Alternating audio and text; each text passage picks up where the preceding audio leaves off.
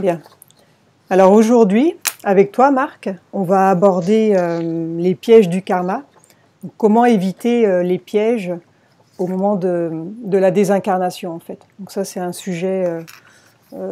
pas mal de personnes se posent des questions donc, de ce qu'il se passe après la mort, qui vient nous chercher, et justement, on va aborder ce sujet-là et comment éviter donc, les éventuels pièges. Donc, Exact. donc je t'ai demandé voilà, de préparer des questions. Et donc pendant toute la séance, au fur et à mesure, on va interagir et tu vas m'envoyer les questions suivant ce qui se passe au niveau des réponses. Ok ? Bien. D'accord, ça marche. Alors toi, de ton côté, tu vas couper ton micro, Marc. On va communiquer en MP et puis on va commencer à la mise en transe. Donc on a 2 télépathes aujourd'hui, Gaël et Polo, donc pour doubler l'information. Donc Polo, il va se connecter lui sur Mamakia et Gaël, elle va le faire en électron libre. Et on va voir ce qui en ressort. Alors on y va. Je vais compter de 10 à 1. Et pendant que je compte, vous allez vous connecter télépathiquement. 10, 9, le corps devient plus lourd, se détend. 8, une sensation merveilleuse. 7, toujours plus en profondeur. Une sensation de bien-être dans tout le corps. 6, toujours plus détendu. Toujours plus en profondeur. 5,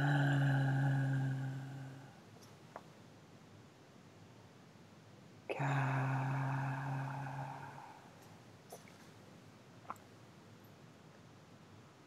3,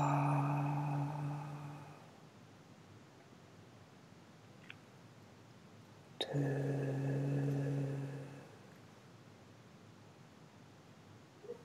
1.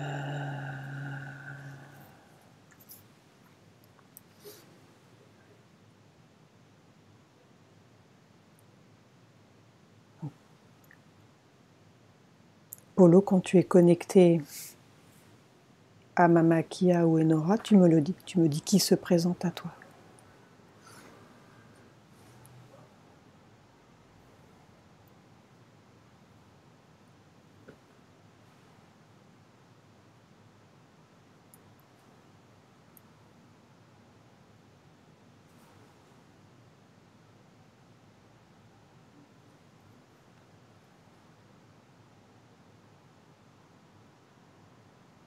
Je ne sais pas si tu parles, mais j'ai pas de son de mon côté. Touche ton fil, il n'y a rien qui sort.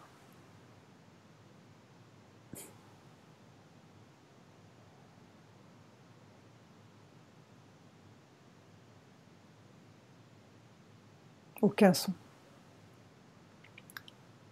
Relance ton ordinateur à mon avis. Tu vas ouvrir les yeux lentement. Je vais compter jusqu'à 5. Et au compte de 5, tu vas revenir à toi.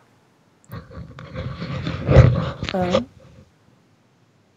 2, 3, 4, 5. Ouvre les yeux.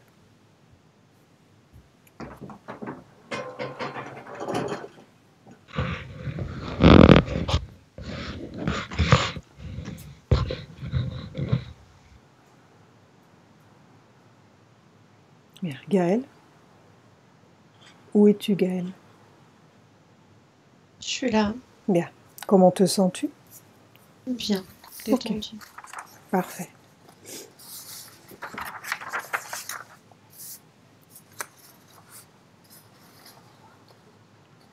Bien.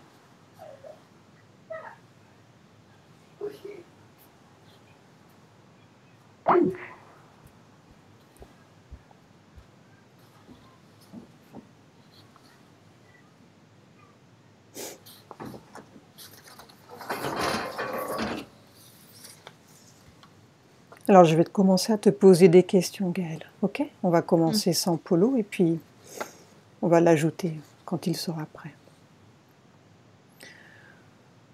Depuis quand la matrice artificielle et l'hologramme ont-ils existé sur notre ligne de temps linéaire?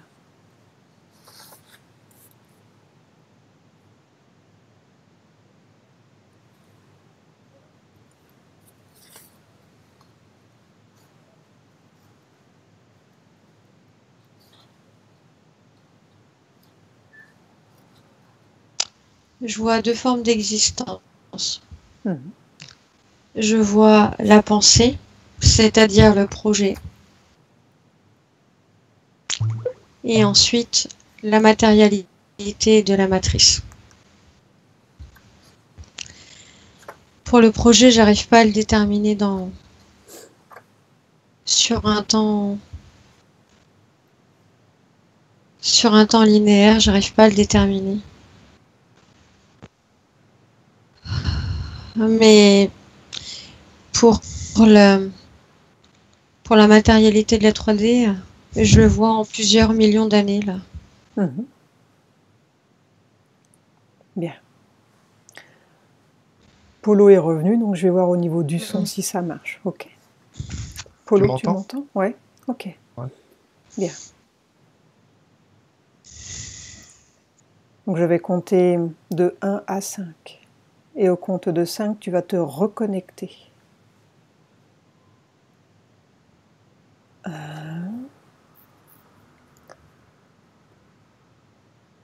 2,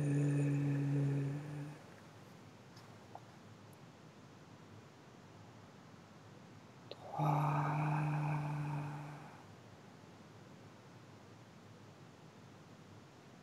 4,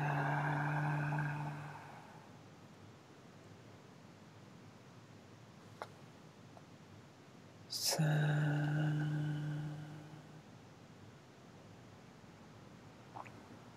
Donc tu te reconnectes télépathiquement sur Mama Kia et quand elle est là, tu me le dis.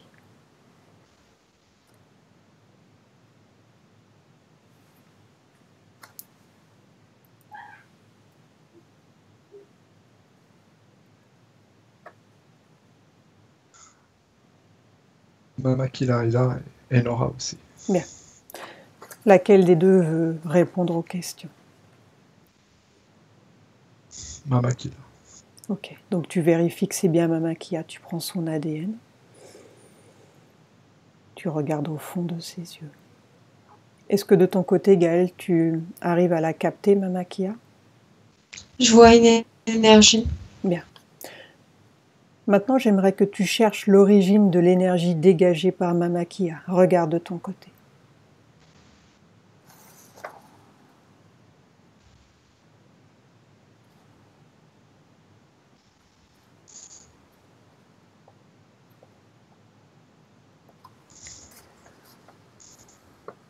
C'est bien elle.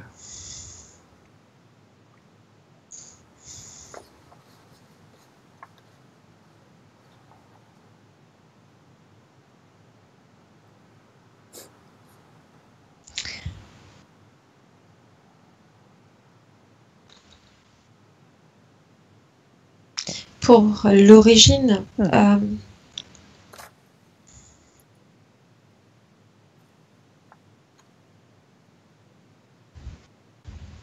j'essaye de... Ce que je vois, c'est comme un cône de lumière, en fait. Et je monte le cône de lumière, mais il y a quelque chose sans fin. C'est comme si ça part d'une toile. D'une...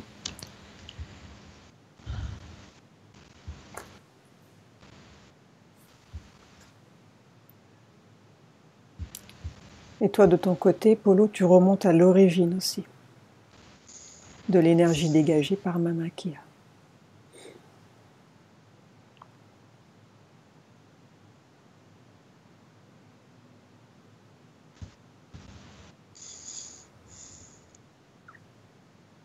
J'ai la même origine que d'habitude. Mhm. Exactement la même.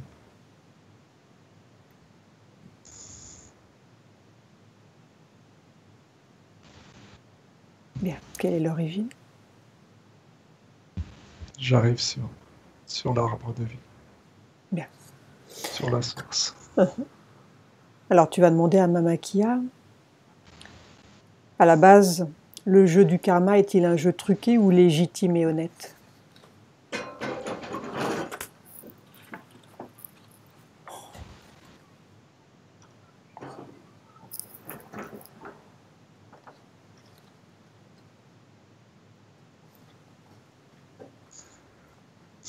Les deux. Il est principalement truqué.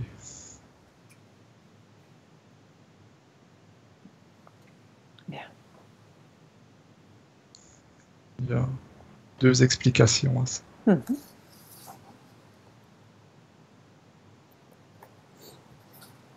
Il est truqué du fait que on n'est pas tous originaires du même point. Ce que je veux dire par là, c'est que même si on est tous humains, nos âmes ne sont pas toutes communes. Certaines sont trompées. Et il reste honnête parce que rien ne nous est caché en fait. C'est-à-dire que ceux qui ont un karma qui est truqué, en partie ils le veulent. Maman qui a dit que tout est sous nos yeux, sans exception. Donc oui, il y a trucage, mais il y a honnêteté. Il y a honnêteté sur absolument tout. Que captes-tu, toi, de ton côté, Gaël?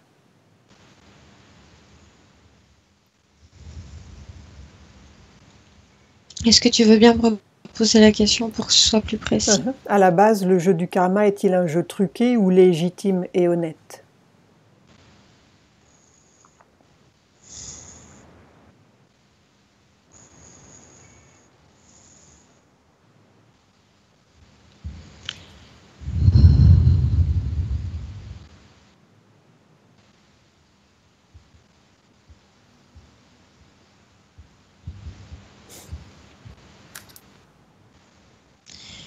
Il est légitime par la loi, par toutes les lois qui ont créé la matrice.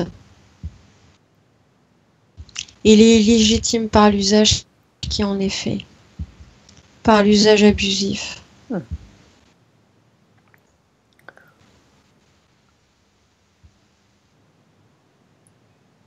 Le, le manque du libre arbitre,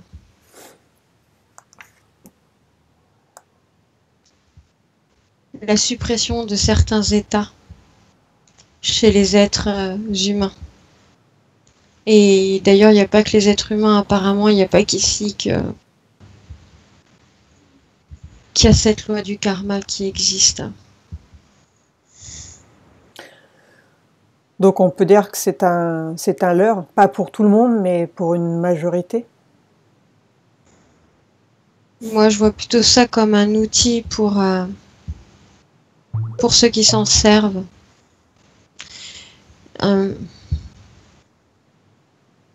Oui, je pense que d'ici, on pourrait considérer ça comme un leurre. Un contournement des lois cosmiques. Bah, quelque part, si on est sous les lois de la matrice, il semble pas qu'il y ait tellement de contournement de ces lois. Bien, donc c'est un outil de contrôle. Ok.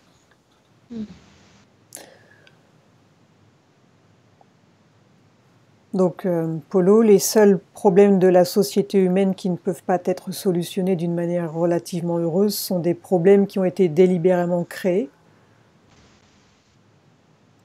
Comment peut-on s'en libérer?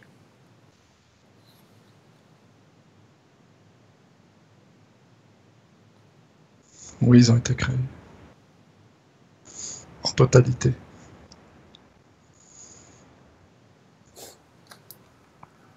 Absolument tous les problèmes qui sont dans la matrice ont été créés.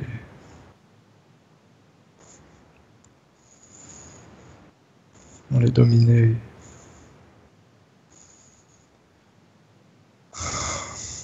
Il y a une race qui nous supplante. Mhm. La matrice, c'est comme un jeu, mais un jeu indispensable pour eux, pour ces entités. Que captes-tu, Gaël? La même chose. Mhm. On est vraiment... On est pris pour des jouets et on est pris pour de la nourriture Mhm. spirituelle. Mais ça, quand les âmes sont arrivées, elles ne le savaient pas. Ce qui est triste, dit Mama Kila, c'est qu'encore une fois, on a tout pour... on a tout sous les yeux. Oui. Et on ne fait rien. Bien. On a tout en soi aussi. Mhm. Est-ce que notre libre arbitre et consentement induit se fait-il par le piratage du subconscient ou le conscient? Ça passe par le subconscient. Et ça vient directement agir sur le conscient. Mhm. Il nous donne l'amour du matériel. C'est ce qui nous gère par la suite.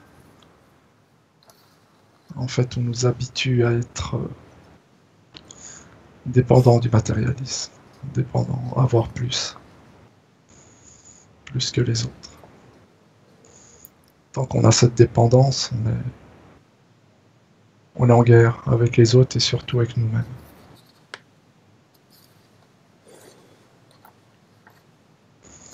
C'est pour ça que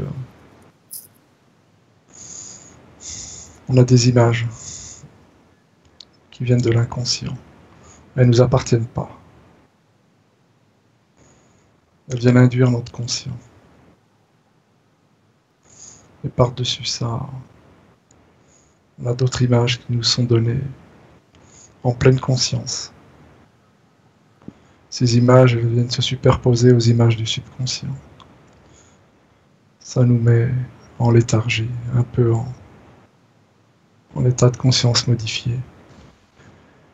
Et ça vient ancrer encore plus profondément cette envie matérielle. Bien.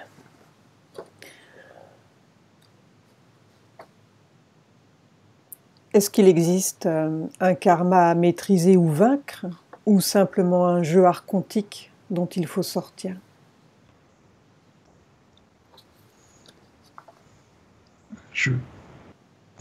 Un jeu duquel il faut sortir. Gaël, que ressens-tu? Un jeu duquel il est possible de sortir, oui. Oui, exactement.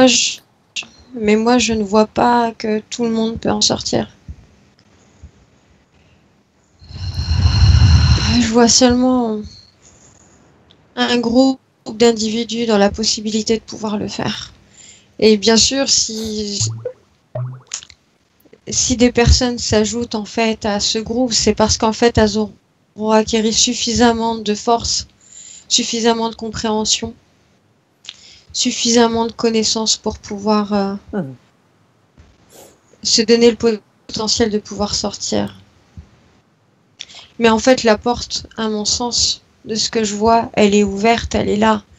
Elle s'agrandit en fonction de la conscience qu'on est. C'est comme une circulation en fait entre deux voies. La porte, elle est là, et on est là, et on peut la ramener à soi, et elle nous amène à elle en même temps. Bien. Polo, tu veux ajouter autre chose? Oui. À peine 2%. Des humains sont capables de se détacher totalement. Ouais. Bien. Aujourd'hui, hein, Mama qui l'a précisé. Mhm.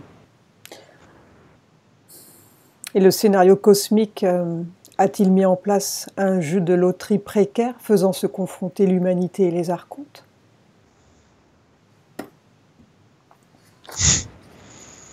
Elle sourit, elle dit non, c'est pas une loterie. Par contre, oui, il y a bien une mise à l'épreuve entre nous et les archontes. Il y a aussi un avantage à cette épreuve. C'est que pour celui qui sera au plus près en fait de la sortie et qu'ils arrivent à le prendre, ça leur donnera beaucoup plus de force. Ça prolongera la durée de la mise en de l'éloignement en fait de la sortie. Ils pourront comprendre encore plus les systèmes qui leur ont échappé dans leur propre système en fait en arrivant à attraper quelqu'un proche de la sortie. Et qui sont les archontes, donc ces dirigeants de l'ombre, qui influencent, contrôlent ou gèrent dans cette réalité terrestre? Est-ce que déjà les archontes, c'est le bon terme ou bien ont-ils un autre nom? Ça, c'est... Mama Kila dit que c'est le nom que nous, okay. humains, avons donné. Oui, mais est-ce qu'il existe un autre nom? Oui. Comment? Anunnaki. C'est le vrai terme. Aujourd'hui, notre planète, elle est gérée par eux. Ils ont enfanté différentes formes de vie. Si on devait représenter une chaîne, ils sont presque en haut.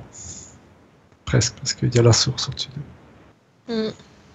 Ils dérogent toutes les lois, en fait. Sans se mettre en porte-à-faux. Ils dérogent les lois de la source, en fait, parce qu'ils ont dû prendre une partie de celle-ci pour pouvoir installer leur illusion. Mais leur but, c'est de la faire... c'est de prendre de plus en plus d'ampleur.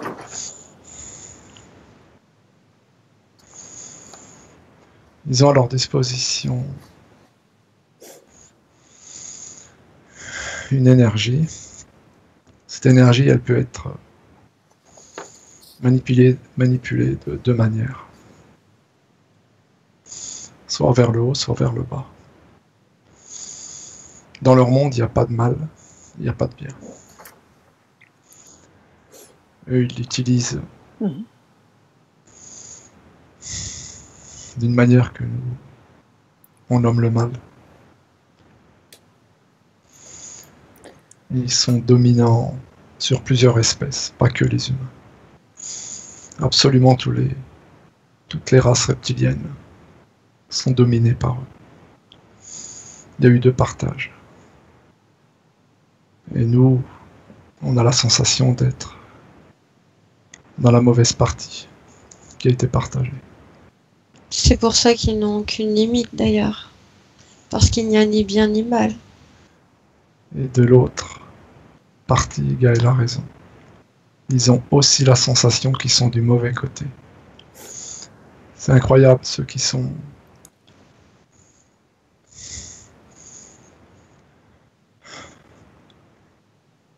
C'est comme si Anu s'est divisé en deux. On dit que c'est ses enfants, mais pour moi c'est Anu. Et sur chaque branche, en fait, qu'il a engendré, tout le monde ne se sent pas à sa place. C'est comme si ils veulent échanger. C'est incroyable. Je ressens pas cette sensation de mal et de bien quand je me mets au-dessus. Je regarde ça d'un plan supérieur. Oui. Je me sens, je vois pas de mal, je vois pas de bien.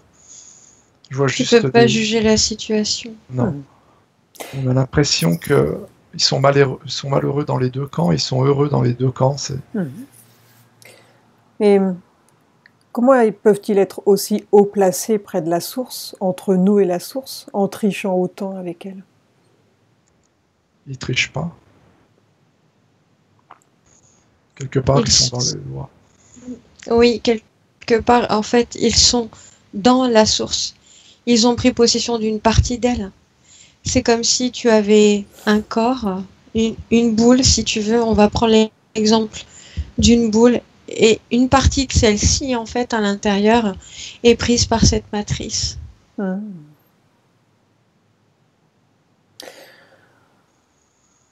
Est-ce que c'est parce que les Anunnaki veulent nous faire croire qu'ils soient aussi puissants alors que ce ne sont que des parasites au final? C'est pas vraiment Ils des le parasites. sont quelque part puissants. Ils sont puissants, mais c'est pas réellement. On n'est pas moins puissants qu'eux. On a est la plus faiblesse. ignorants. Pardon. Exactement. Tu as raison, Gaël. On a la faiblesse d'être ignorant, en fait, tout simplement. Ouais, tout a été fait pour qu'on oublie un tas de choses. Mamakila me représente des groupes d'âmes. Des groupes d'âmes. Des groupes d'âmes. Elle me dit que chaque âme, en fait, est dans son énergie propre. Ce que toi et moi, Rachel, on appelle la sphère énergétique. Celle-ci, elle nous appartient, elle nous est propre. Personne ne peut la pénétrer si on n'autorise pas. Oui, ça on est bien placé pour le savoir. Tout à fait. Elle dit qu'il se forment des groupes d'âmes. Les groupes d'âmes reforment une grosse sphère à leur tour. Ouais. Les Anunnaki, ce ne sont pas des âmes. C'est pas des âmes au sens pur. Ils ont une âme commune. C'est pas exactement, c'est pas un groupement d'âmes en fait. C'est une énergie. Et c'est une énergie qui vit à l'énergie des autres. Donc elle parasite Comme les âmes. un système de ruche, tu veux dire? Tout à fait. En fait, il faut que tout le monde soit là pour qu'ils vivent. Et pour vivre, ils ont besoin d'énergie qu'ils n'ont pas. Donc ils nous parasitent. Et ils vivent aujourd'hui parce qu'on les autorise à vivre. Bien. Et quel rôle, si ils en ont eu un, ont-ils joué les archontes dans la création du corps humain?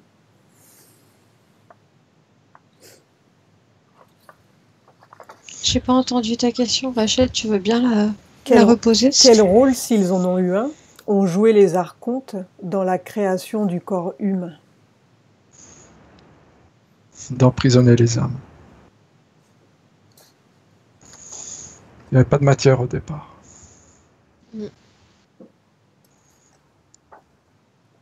Ils ont créé des corps. Avec les corps. Maman qui a dit qu'on a servi. Les corps ont servi à emprisonner les âmes. En tout cas, de les mettre à l'intérieur suffisamment longtemps pour qu'ils puissent croire qu'ils soient ceux-là, qu'ils soient ces corps. Et jusqu'à oublier d'avoir une âme, c'est ça? Oui, parce que quand tu arrives dans la matière, quand tu arrives dans une dimension, en fait, le poids de celle-ci programme, t'amène à l'oubli, en fait. Le filtre. Et il est assez difficile de garder la mémoire, finalement. Il y a un reset qui est programmé. Ce qu'il y a de certain, c'est qu'on est tellement ancré dans la matière que la souffrance, en fait, de notre corps se répercute dans notre esprit, dans notre âme. Et pourquoi certains se réveillent et d'autres pas? Qu'est-ce qui fait la différence? C'est le reset qui n'est pas total. Je ressens autre chose avec Polo. Je ressens que certains, en fait, ont une sorte d'étincelle à l'intérieur qui n'a pas pu être... Oui, en fait, ça rejoint ce que tu dis finalement. Qui n'a pas pu être effacée totalement donc qui laisse une parcelle de mémoire et qui fait qu'à un moment donné dans son existence, un individu va pouvoir sentir cette énergie, cette fibre en fait intérieurement, et ça va le mettre en communion avec le fait de se poser des questions sur son environnement. Il va pouvoir constater qu'il y a des choses qui ne vont pas autour de lui. Il va avoir une sensation d'irréel. Tout à fait, Gaël. Mama Kila a dit de prendre en exemple qu'on puisse bien comprendre. Elle dit qu'il faut s'imaginer un disque dur. On le crée, on l'informe, on le remplit. On a beau le resetter, il y a toujours des traces. Le reset total est impossible. Elle dit aussi qu'il y a des âmes qui sont capables de décoder les clés pour retrouver les traces.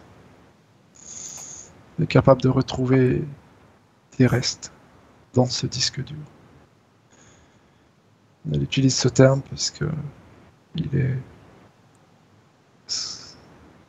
est très, très parallèle à ce qui existe réellement. Bien. Voilà pourquoi il y a des âmes qui s'éveillent.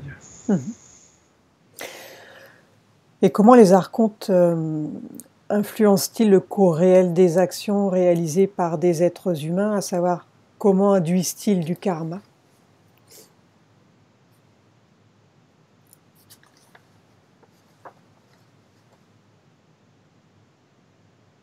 Une grande partie se fait par EMC, par des états modifiés de conscience. L'homme est très manipulable. On peut l'influencer facilement par des images, par des sons, par des vibrations, par la nourriture. Tout est mis en place.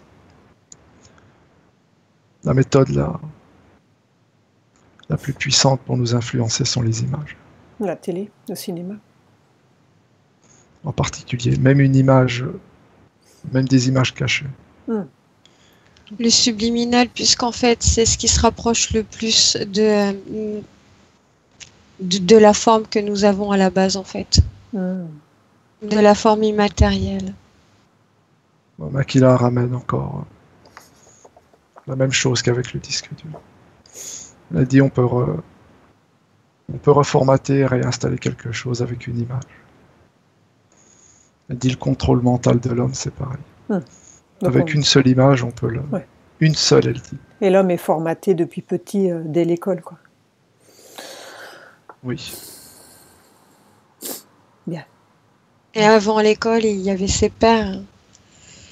Avant ses pères, il y avait ses grands-pères, et etc., etc. En fait, il est formaté jusque très loin dans son ADN. Avec de la fausse information. Oui, avec des ondes projetées sur cet ADN aussi. Tu parles des mémoires héréditaires, l'ADN? Oui, et il y a une autre forme de l'ADN aussi. Il y a une autre partie... Je vois l'ADN qui se scinde en deux, en fait. Une partie où, effectivement, il y a l'hérédité, et une autre partie où, en fait, c'est juste nos codes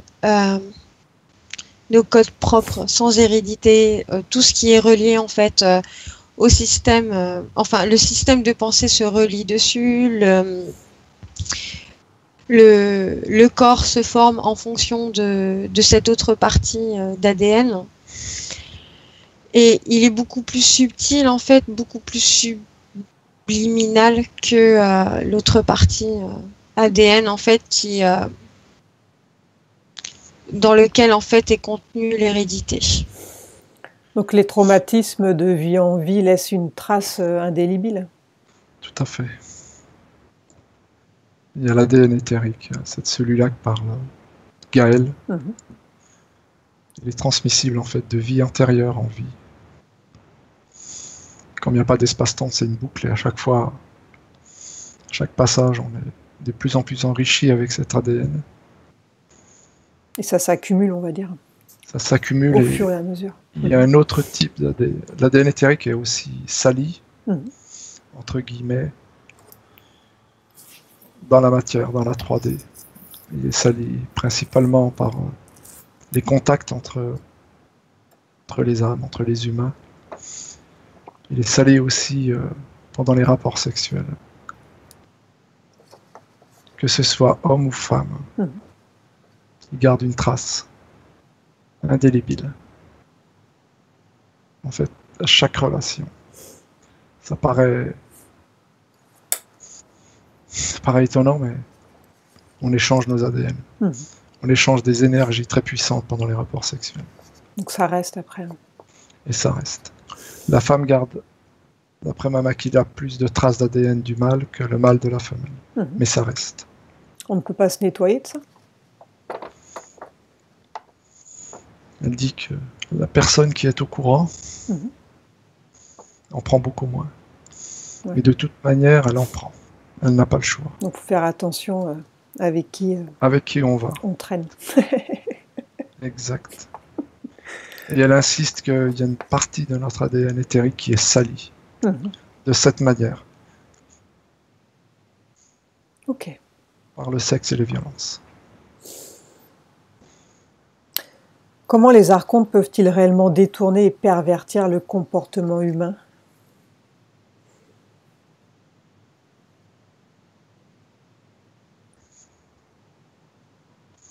La dépendance. Principalement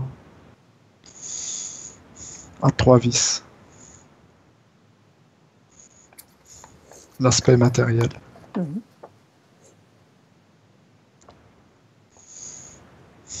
Le sexe.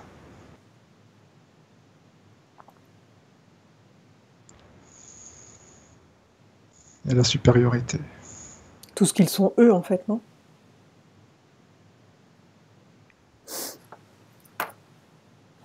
Oui, sauf que le sexe n'a pas d'importance chez eux. Chez nous, on y attache une importance capitale. Mhm.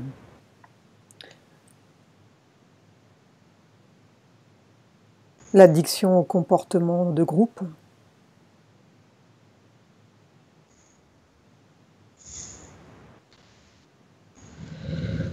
En fait, ils nous imposent un modèle commun. C'est-à-dire qu'il faut pas sortir du modèle qu'ils nous donnent. Ils nous imposent un modèle phare de la femme, un modèle phare de l'homme. Si on s'en éloigne, on doit considérer que la personne qui s'en éloigne, elle doit être exclue du groupe. Mhm. Oui, oui. Ça, c'est ancré dans nos mentalités, Mhm. de génération en génération, et Mhm. on nous l'inculque dès tout petit. C'est une manière De nous garder dans le d'écarter, troupeau. tout à fait, d'écarter ceux aussi qui voudraient s'en échapper. Mhm. Gaëlle, tu ressens quelque chose? Oui, en fait, je rejoins Polo dans ce Bien. qui, Ok. dans ce qu'il dit. Bien. Comment pirate-t-il notre subconscient individuel et l'inconscient collectif? Comment brouille-t-il le mental humain avec leur simulation?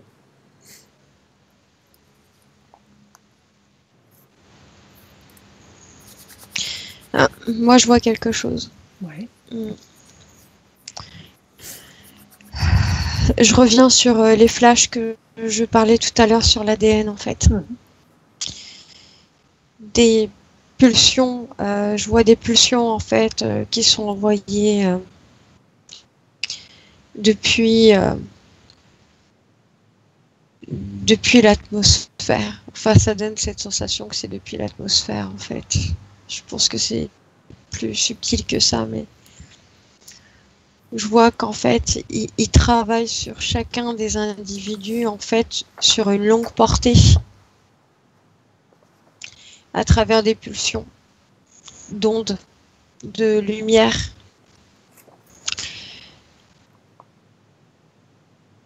Et que ça transforme les codes luminiques les emboîtements chromosomiques.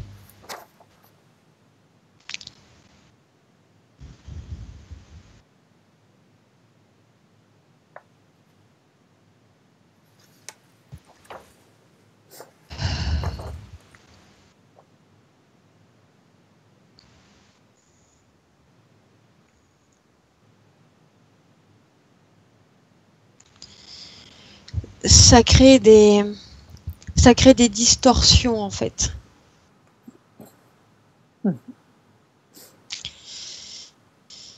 Des distorsions aussi bien en fait dans les cellules corporelles que dans nos cellules éthériques.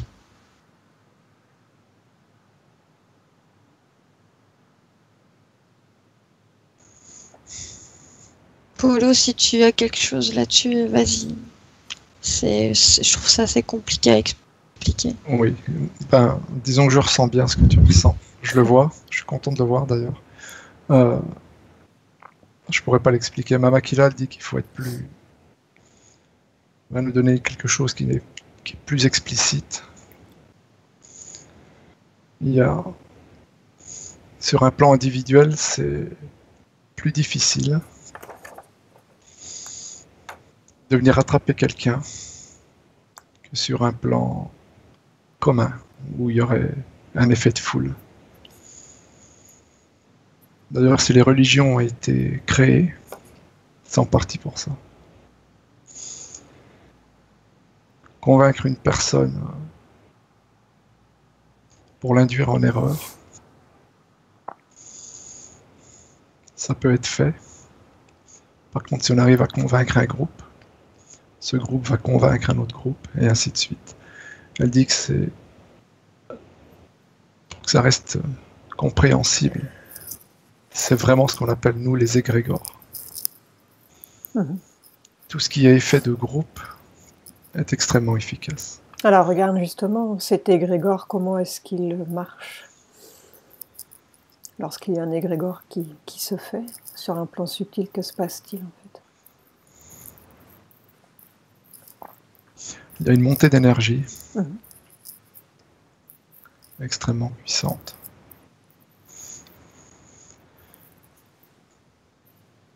Polarisé. Un exemple de... Oui, c'est ça, Gaël. Un exemple de groupe de prière, par exemple. Mama Kila dit, quelle que soit la religion, ça part en cône. Tout est canalisé dans un cône. Ce cône, il termine sur une sphère. L'énergie est récoltée, transformée. Et une grande partie de cette énergie est gardée, et une autre partie, elle est renvoyée. Et la partie qui est renvoyée, elle sert à renforcer la conviction que les gens qui sont dans cette prière font quelque chose de bon. Ils se sentent bien. Oui, ça les reconditionne, ça les conforte dans ce qu'ils font. Et ils continuent du coup. Ouais. Mama Kila dit qu'on devrait, tous sans exception, ne jamais faire de rassemblement spirituel. On va pas se faire des copains. Faudrait être seul en fait. Pour elle, c'est déjà une manière de se protéger. Mais oui, de pas se faire vampiriser en fait. Elle dit que pendant tout ce qui est rassemblement spirituel, que ce soit la prière, que ce soit des méditations, quoi que ce soit, il est extrêmement facile d'extraire une personne. Et les méditations de groupe, est-ce que ce sont des excuses, surtout au solstice, pour extraire de l'énergie? Oui. Et pourquoi au solstice? Qu'est-ce que ça apporte de plus en fait?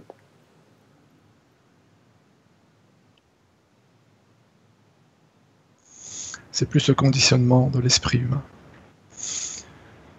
Même s'il y a la position de la Lune qui est favorable, c'est plus le conditionnement de l'esprit en fait, par rapport aux humains. On attache beaucoup d'importance à la position des astres qui n'en sont pas. Donc Mama Kila dit que ça nous donne une puissance On a l'impression que de le faire à ce moment précis, c'est plus puissant, et cette impression fait grandir l'égrégore. Gaël, tu veux ajouter autre chose? Non.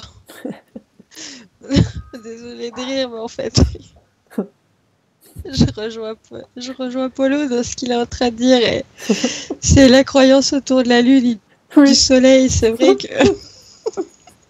Il n'y a rien. Non, mais c'est vrai.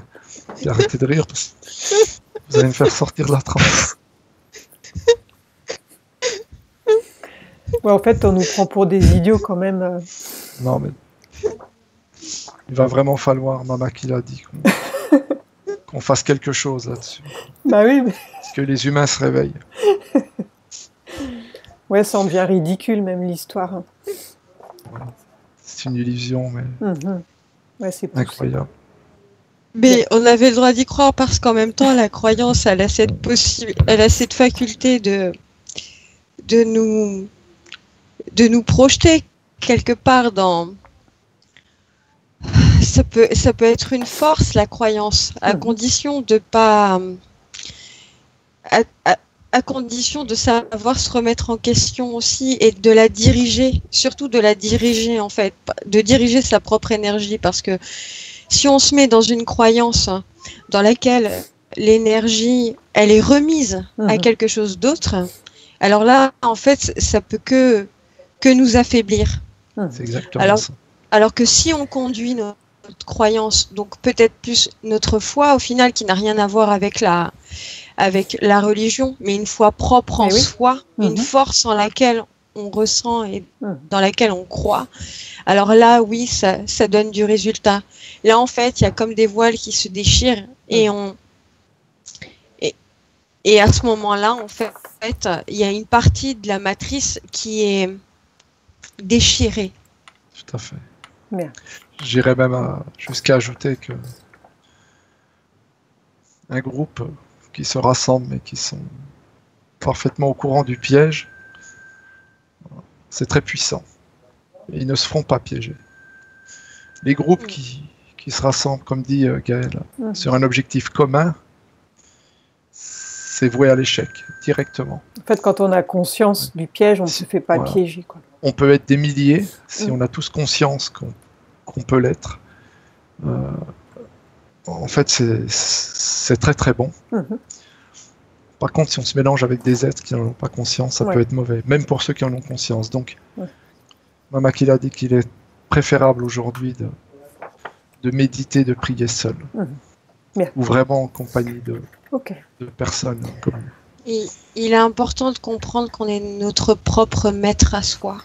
Il n'y a personne au-dessus, il n'y a rien au-dessus. Il faut s'en remettre à soi. Et si on décide de créer un groupe dans lequel on va réunir nos énergies, en fait, les unes avec les autres, en étant indépendants, en étant notre propre maître, alors on a beaucoup plus de chances de déchirer le voile que de se réunir en groupe en étant complètement inconscient, effectivement. Ok, bien. On continue. Là, maintenant, on va aborder le sujet sur les EMI, les EMDR.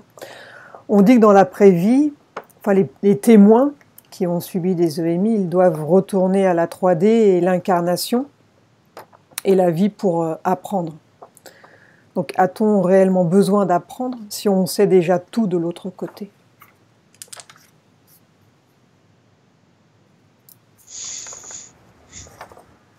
Ça dépend. Il y a deux types de réincarnation. Là, on parle des EMI. Hein, oui. Je suis d'accord. Mama Kila explique bien que il y a des groupes d'âmes. Il faut bien le comprendre. Dans l'au-delà, même si on sait tout, c'est toujours en expansion. Même le savoir. Et on continue d'apprendre. Les âmes qui sont conscientes se réunissent entre elles. Elles créent des groupes.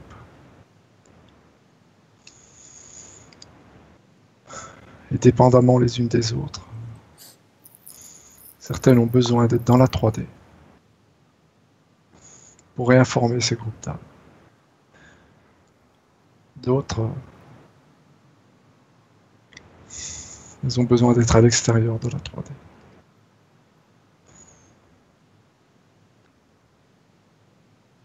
C'est ce qui fait que les personnes qui sont revenues de certaines EMI, elles reviennent parce que elles n'ont pas finalisé leur mission. Donc elles savent qu'elles doivent revenir. Bien. Et quand on C'est est la de l'autre... principale raison. Tu veux ajouter autre chose? Non, non. Gaël, tu veux ajouter quelque chose? Oui.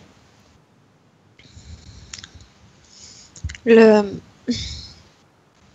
n'a pas, à mon sens, de ce que je capte, on n'a pas vraiment besoin d'apprendre quelque chose. On a besoin de plus de connaissances.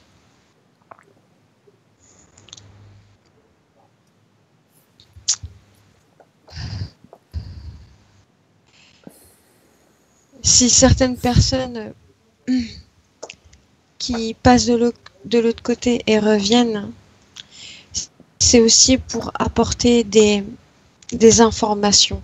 C'est pour donner confiance en la mort, pour pouvoir être mieux récupérés derrière, pour pouvoir les réinjecter ensuite dans la matrice.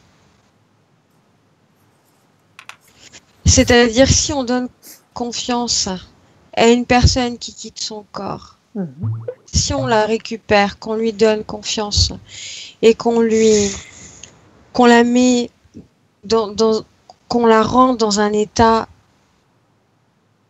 positif, de bien-être, ouais. C'est ça, de bien-être, elle va revenir avec un message positif. Ce qui va entraîner une confiance chez d'autres individus vis-à-vis de la mort et qui vont, une fois qu'ils passeront le passage, vont leur donner toute confiance envers ceux qui vont les accueillir. C'est pour ça qu'on reprend, qu'ils fouillent dans la mémoire des gens pour retrouver un parent ou retrouver un ami, leur croyance, ou quelqu'un de confiance en tout cas, voilà, et on les attire avec ça. Donc tu veux dire que systématiquement après la mort ce sera un piège derrière? On sera visité par des intrus qui vont se présenter sous la forme d'un proche ou... On arrive tous au même endroit si on suit le programme, en tout cas, de la mort, tel qu'il est établi, en fait. Oui, effectivement, on arrivera tous à la même destination. Et pour quelqu'un qui est au courant, comme nous, par exemple, qu'il y a des pièges après la mort, est-ce qu'on peut s'en prémunir? Il y aura d'autres pièges qui seront tendus. Bien. Lorsqu'on est de l'autre côté, est-ce qu'on a accès à toute la connaissance qu'il y a dans l'univers? En dehors de la matrice? Quand on meurt? Ou alors la connaissance de la matrice? J'entends deux questions en fait. Est-ce qu'on a accès en fait à la connaissance lorsqu'on se désincarne? Non. Et en NDE? Non plus. La connaissance, elle est partagée. Makila dit que elle est partagée entre tout le monde. Donc c'est juste une impression induite alors? Oui. On ne peut pas avoir toute la connaissance. Même hors de la 3D. Et pourquoi la connaissance, elle est globale, la connaissance. Elle est partagée entre tout le monde. C'est l'addition de toutes les connaissances. Pourquoi est-ce qu'on arrive, nous, à parler avec Mamakia s'il y a cette fameuse matrice, en fait, qui empêche peut-être de se connecter avec les êtres positifs? Ce que nous appelons positif. Il y a une partie infime de la population qui comprend ou qui commence de comprendre, comme nous, où on est. Il y a une autre partie un petit peu plus grande qui ont des capacités à pouvoir s'extraire de la matière, de manière volontaire ou involontaire ou induite. Elle dit comme moi, comme Gaël, comme d'autres. Elle dit à partir du moment qu'on accepte de quitter la matière, on peut faire des connexions avec l'extérieur. Et qu'est-ce qu'il nous dit qu'elle n'est pas un leurre, qu'elle n'est pas là pour nous induire en erreur aussi? Puisqu'ils sont assez malins.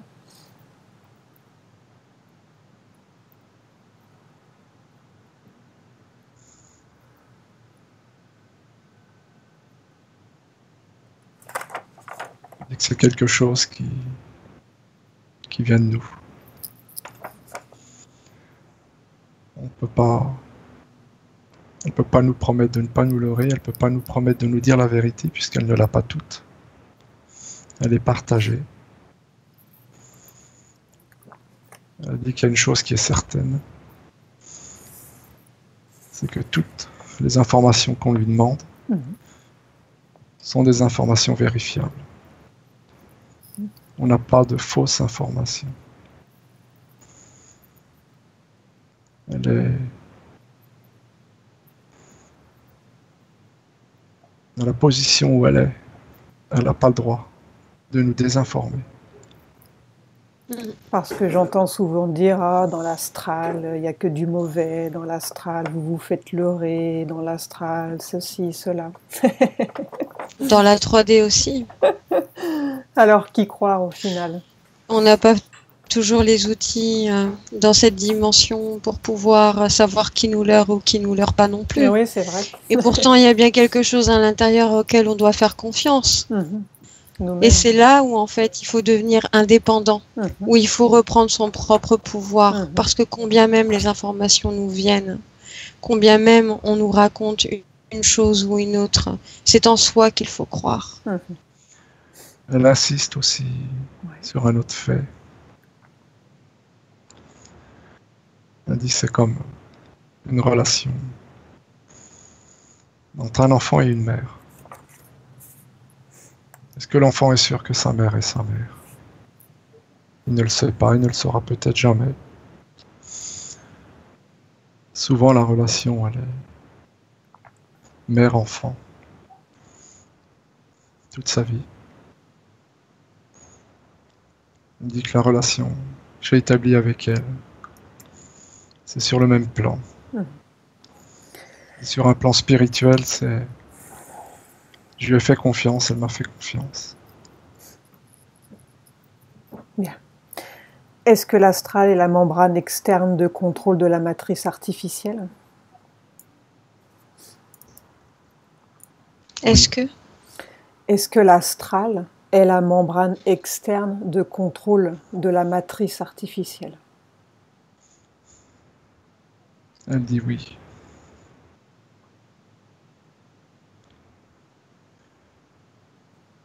Les entités qui nous gèrent, qui nous leurrent, se servent de l'astral. Sont d'ailleurs plus dans l'astral que dans la matière. Elles ne résistent pas à la matière d'ailleurs. Une entité de type reptilienne ne tiendrait pas plus de 20 minutes. Si on ne lui apportait pas de l'énergie. Dans la matière, tu veux dire? Oui. elles passent par l'astral. Mhm. Donc ils peuvent venir au cours des sacrifices, par exemple. Ils peuvent se matérialiser. Là. Oui. Bien, Pour pouvoir rester. Oui. On va pas aborder le sujet, on le fera une autre fois. Il y a aussi Mhm.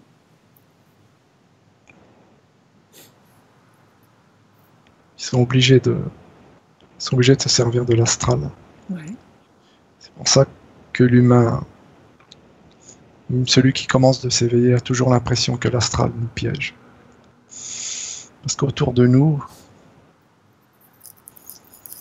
on est principalement prisonnier en fait de ces entités par l'astral. Mhm. Il suffit d'aller au-dessus d'eux pour réaliser qu'il n'y a pas que. Donc l'astral piège si on n'est pas au courant. Et pourquoi tous les gourous New Age nient l'existence même de l'astral pour beaucoup d'entre eux?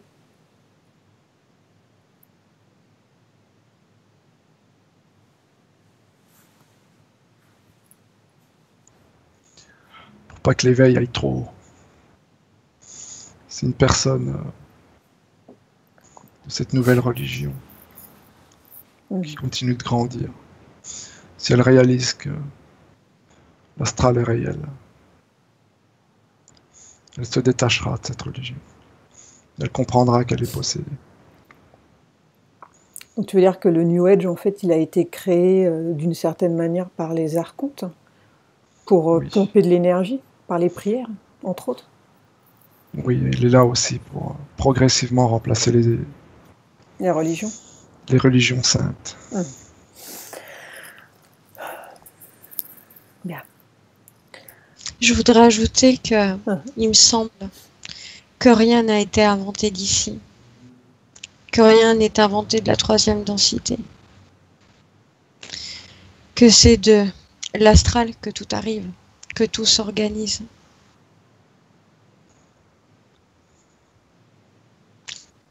Je vois l'astral vivante, mouvante, pas statique, pas juste une membrane fixe.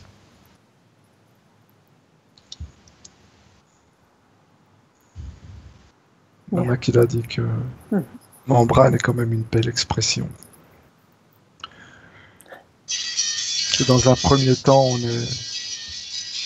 on est piégé par cette membrane. La raison, c'est pas une membrane, mais avant de pouvoir traverser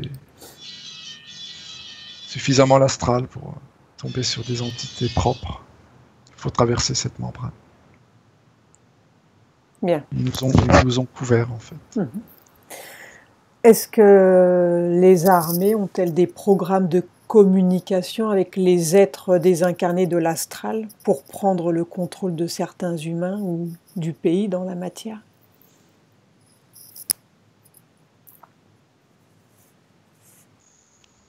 Moi, je vois que oui. Oui, moi aussi.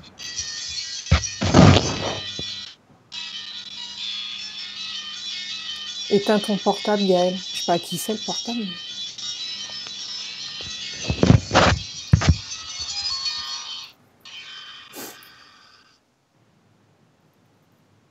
Voilà.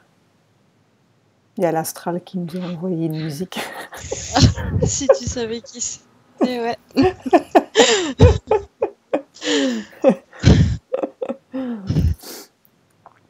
Bien. Détends-toi, Gaël.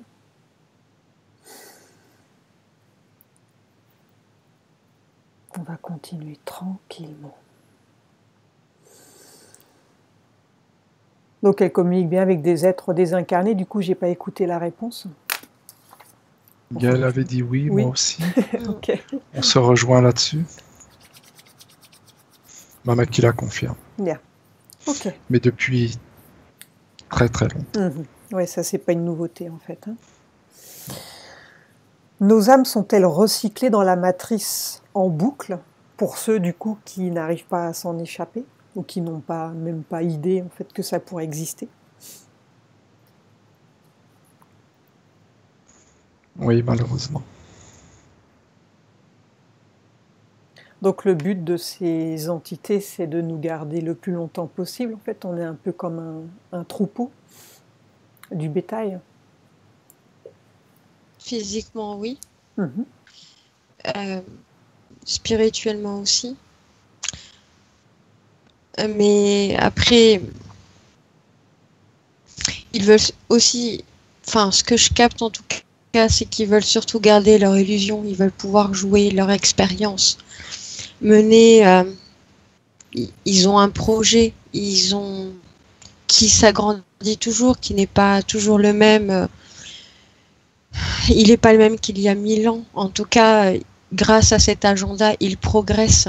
Ils veulent faire progresser leur matrice. Donc, l'intérêt, c'est d'avoir des âmes, en tout cas, qui, elles aussi, peuvent progresser.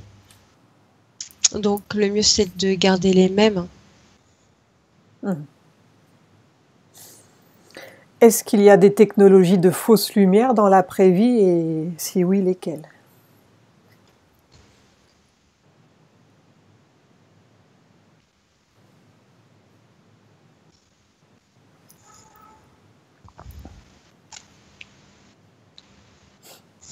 Oui, il y en a. Elles sont pas dans l'après-vie, elles sont...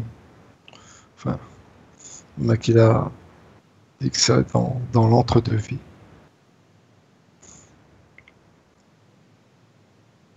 Les fausses lumières, ce sont toujours ces mêmes entités Mhm. qui nous leurrent, qui nous trompent.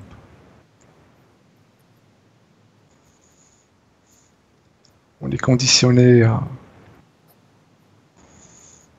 s'attendre à voir Des anges, des anges, oui, une énergie blanche, des puissante, guides. tout à fait. Et on est leurré. Mhm.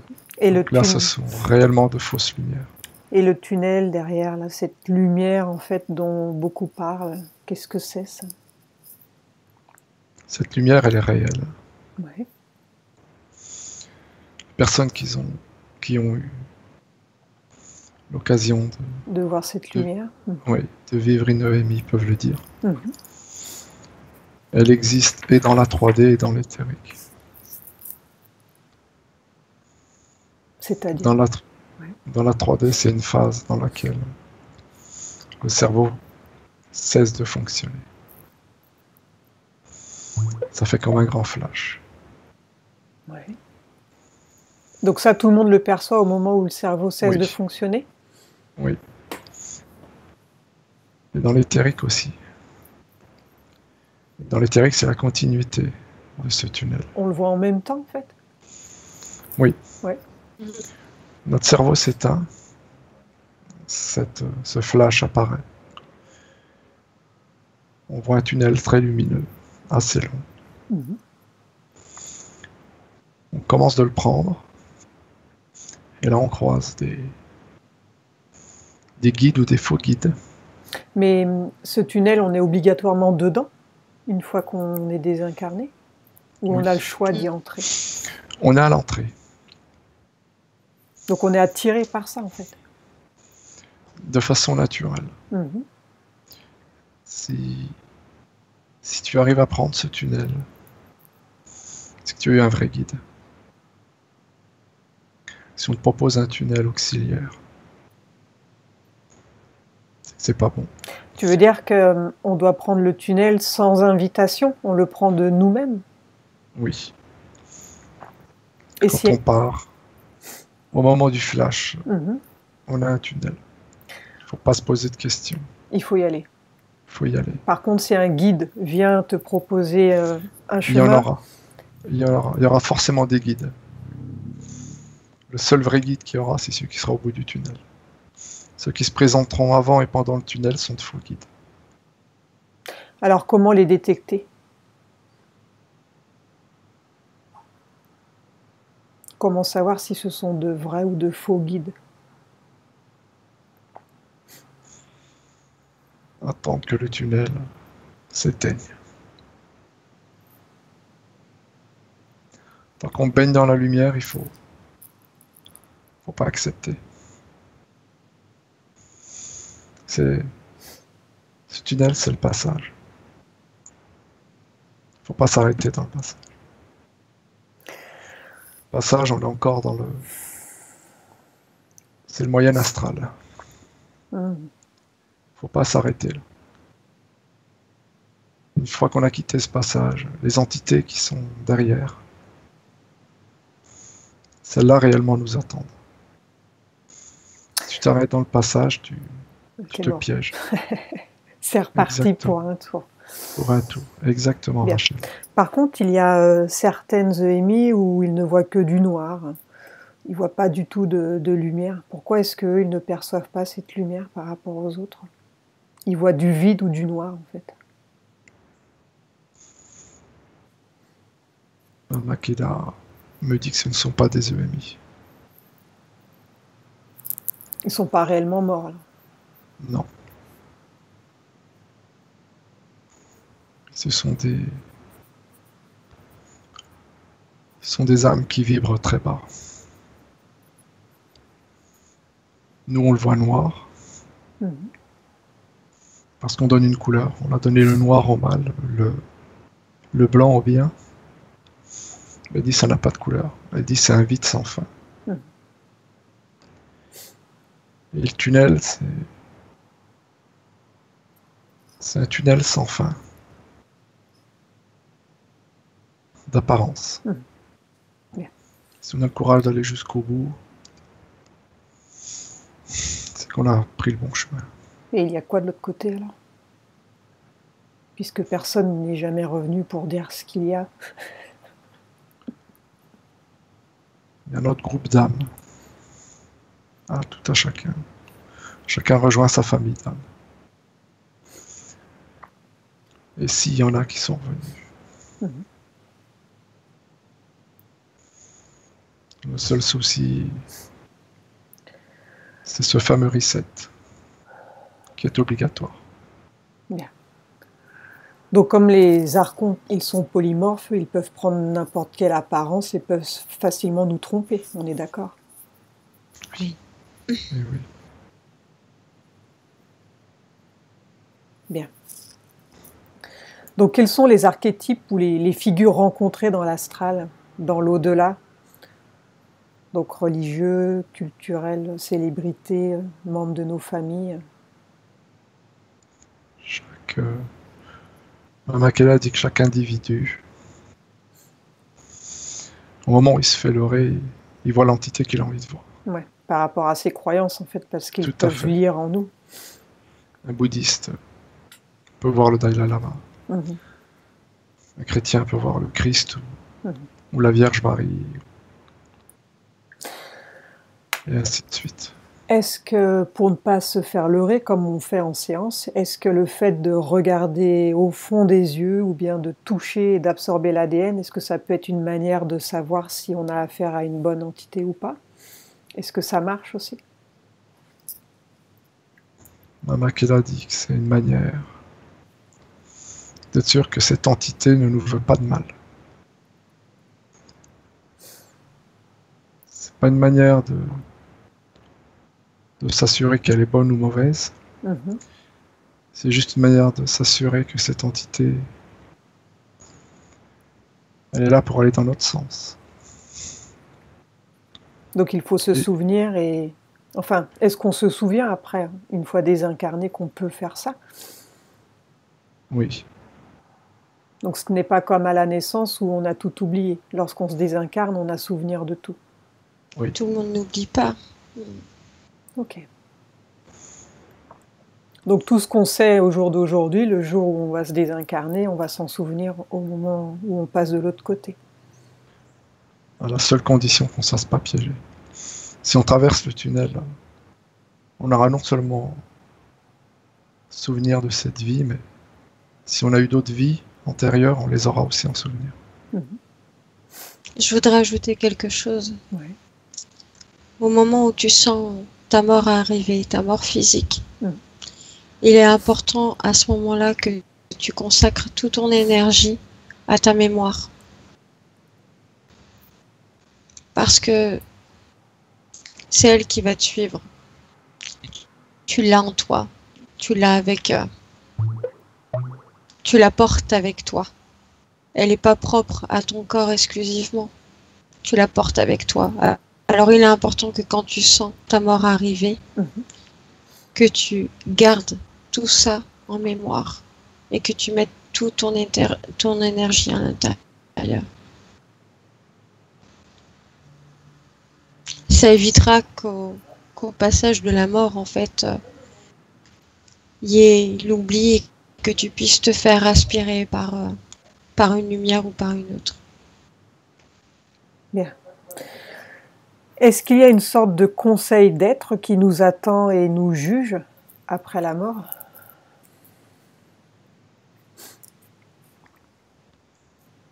Non. Ça va en rassurer plus d'un, ça. J'allais dire en fonction des croyances, si. Si tu passes de l'autre côté, t'es pas jugé. De l'autre côté, il n'y a pas de mal, il n'y a pas de bien.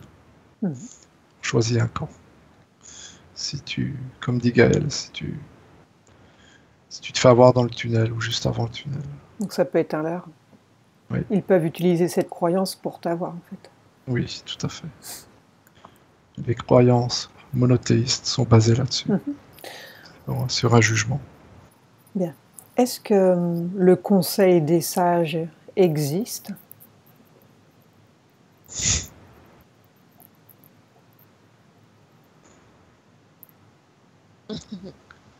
Non.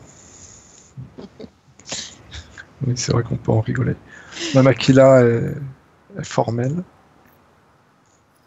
Il n'y a pas de conseil des sages. Il y a la source. La source, c'est pas un conseil, la source. La source, c'est nous. Mais il y en a qui tentent d'exister à travers cette appellation. Il y a des êtres qui essayent de créer justement un conseil des sages. Un faux conseil. Même Aquila dit que c'est ce que Marc appelle le voile. Et là-dessus, Gaël a raison. C'est rigolo parce que il y a des entités qui se permettent de, un peu comme chez nous, hein, d'être juges. De gouverner. Oui.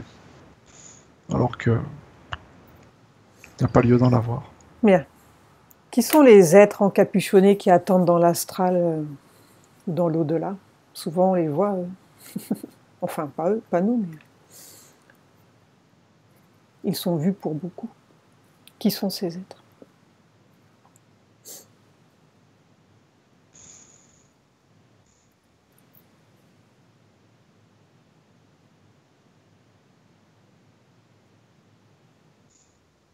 J'ai pas l'image de ces êtres. J'en ai une, Polo, si tu veux. Et Mama Kila ne me répond pas sur cette question. Alors Gaël. En fait, on y a déjà répondu à cette question. Elle n'était pas posée pareil, mais en fait, c'est une question de croyance. Ouais. Bien. Y a-t-il des lois cosmiques précises sur le libre arbitre? Sommes-nous maintenus en prison derrière une grille énergétique et holographique, et par quels êtres ou énergies collectives?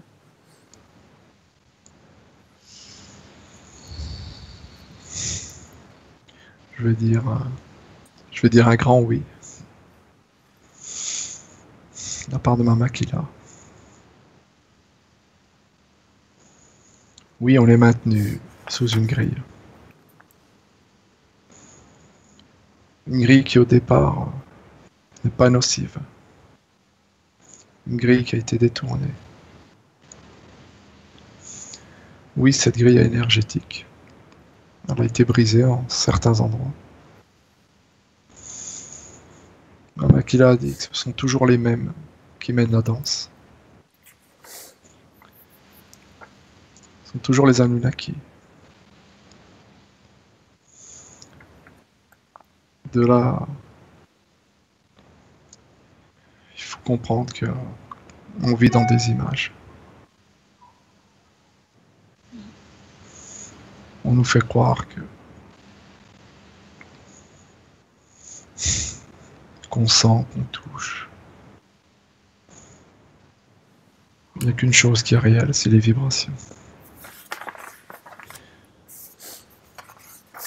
C'est vraiment c'est un monde qui est géré de seconde en seconde. Mhm. On est vraiment dans un état de transe en réalité. Nos âmes, c'est comme si on les a emprisonnées, encapsulées. On leur fait vivre à toute un monde virtuel que nous on appelle réel. Quand on sort de ce monde qu'on appelle réel, qu'on se dit aller dans le virtuel, en réalité on va dans le réel. Tout est inversé.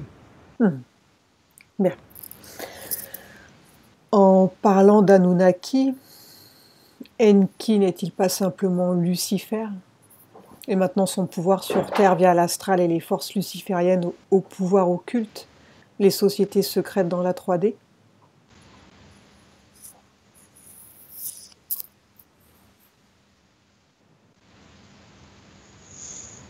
Il est le dieu d'une secte mondiale. Même Aquila me demande de taire son nom.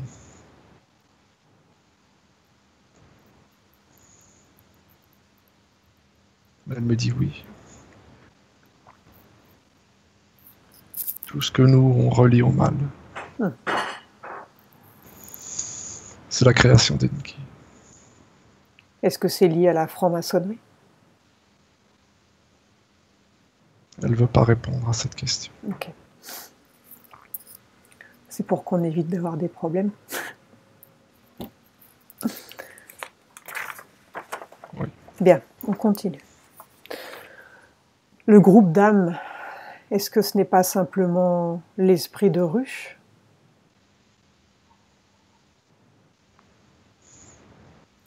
Non. L'esprit de ruche.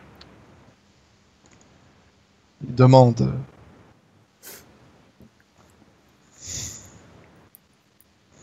que tout le monde soit en accord avec les autres, que faut qu'il y ait une accroche, faut qu'il y ait une participation complète.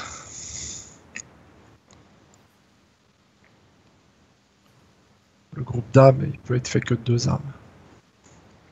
Le groupe d'âmes, il peut même être fait que d'une âme. Il faut absolument un esprit d'équipe quand on parle d'esprit de ruche. Et on n'a pas besoin d'esprit d'équipe quand on parle de groupe d'âmes. C'est pas un esprit d'équipe, un groupe d'âmes. C'est pas non plus un esprit collectif, c'est juste un esprit d'échange, d'information. Tant qu'on est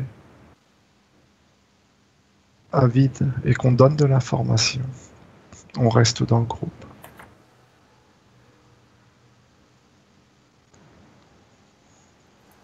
Comme la plupart des âmes ont compris ça, elles ont tendance à rester toujours dans le même groupe.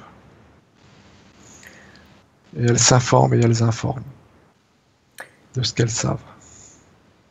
Et un égrégore d'âme est un groupe d'âmes, n'est-il pas plus facile à récupérer, moissonner, récolter son énergie de groupe?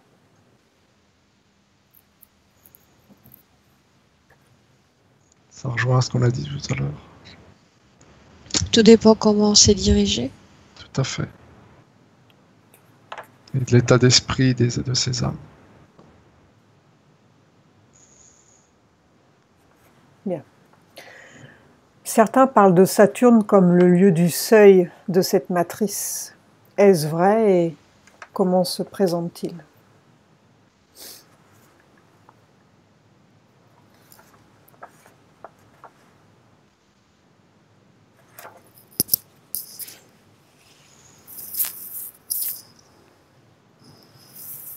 Makila montre des images.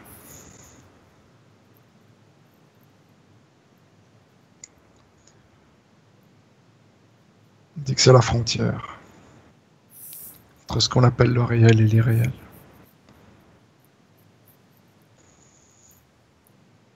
Saturne, c'est la folie. C'est le saturnisme. Quand on arrive jusqu'à Saturne, sur un plan éthérique,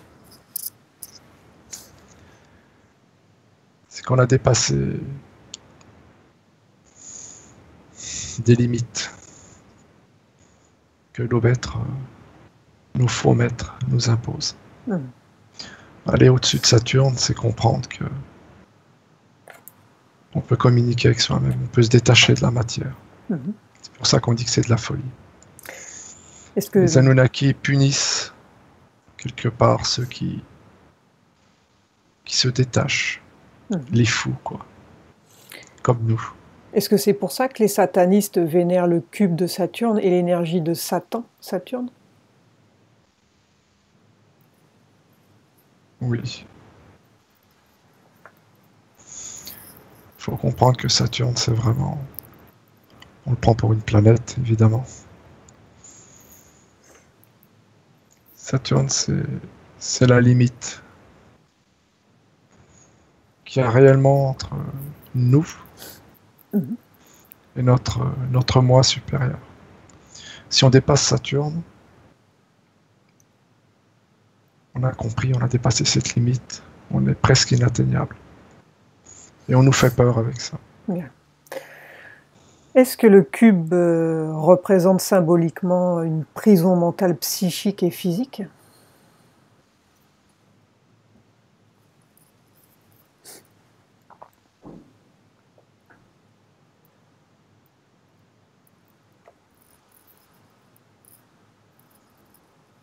Un peu, oui. C'est surtout l'association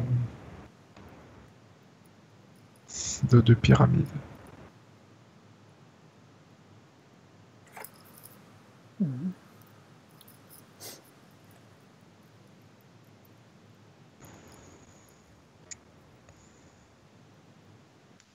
Elle est très symbolique dans le culte du satanisme. Alors les deux pyramides égalent un enfermement, c'est ça? Oui. Exactement. Gaëlle, tu veux ajouter autre chose? Moi, je voyais que par rapport au cube, ça ajoute de la profondeur.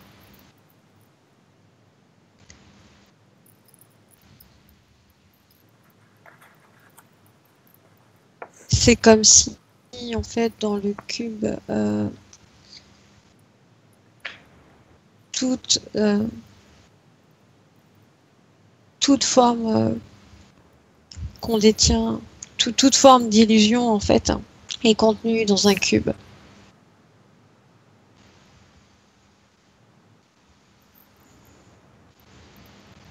Un portail dans un cube?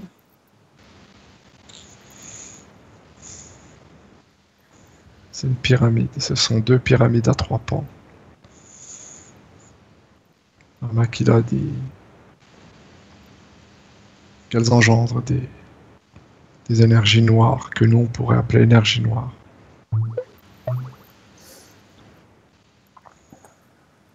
Quand on les associe, on associe leur base,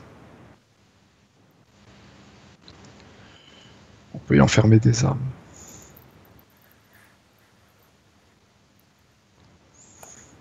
Que seul Enki est capable de séparer ces deux pyramides pour en libérer.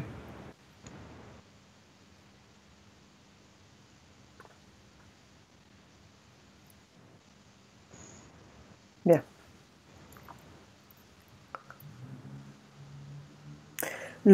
La Kaaba, je ne sais pas comment ça se prononce, est une grande construction cubique à la mosquée, vous savez, la mosquée sacrée à la Mecque. Permet-elle un rituel de sacrifice de sang et une récupération d'énergie des croyants? Ou l'un ou l'autre, ou les deux?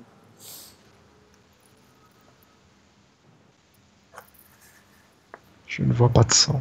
Je ne vois pas de sacrifice à cet endroit. Bien. Mama qui la confirme.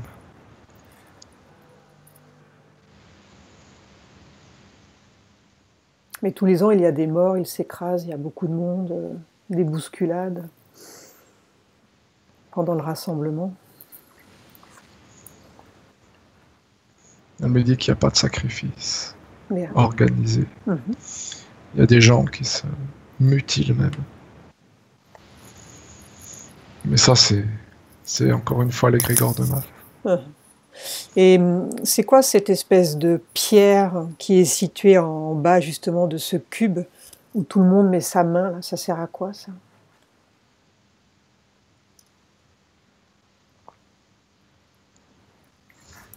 Elle n'a de valeur que dans la tête des fidèles. Mhm. On disait que c'était une pierre qui n'était pas terrestre à la base. Est-ce que c'est Non. vrai?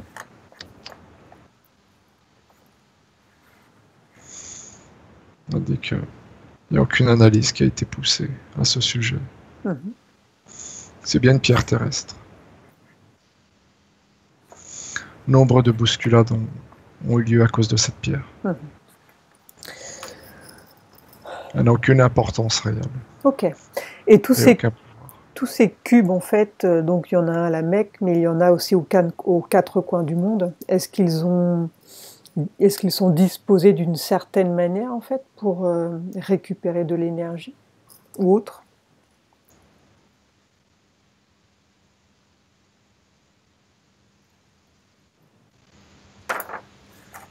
C'est une méthode de disposition similaire aux pyramides.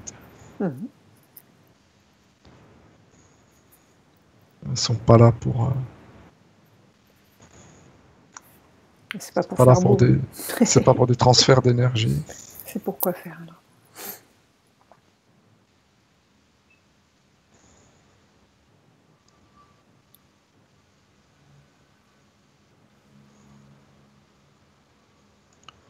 C'est comme si elles créaient un emprisonnement en leur centre.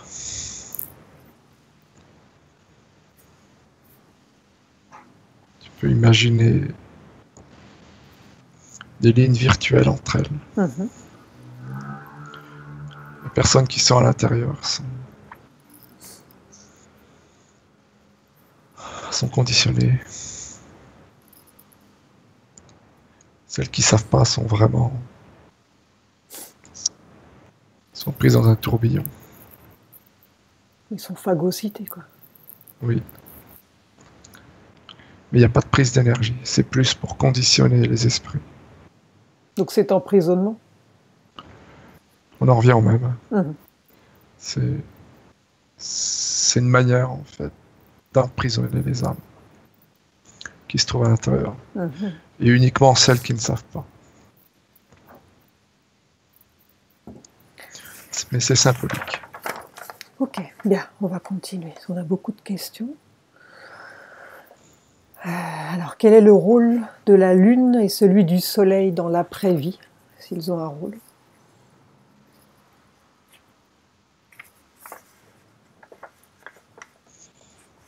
Je sais pas si Gaël les voit, moi je les vois pas dans l'après-vie, donc je pense pas. Moi, je le vois juste sur notre plan, en fait. Je vois que effectivement ici il y a un certain rôle, mais c'est tout. Je vois rien de l'autre côté. Ouais, Ok. je suis comme toi, Gaël, je vois rien de l'autre côté. Dans l'autre dimension, donc, il n'y a pas de Lune ou de Soleil, spécialement, quoi. Moi, je n'en vois pas Non. du tout. Peut-on réellement exercer et retrouver son libre arbitre total dans l'après-vie?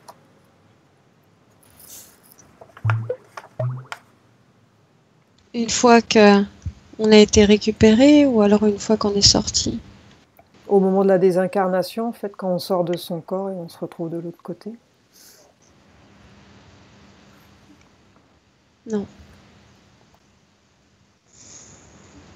Le libre arbitre est récupéré. Puisqu'en fait, il y a une continuelle désinformation.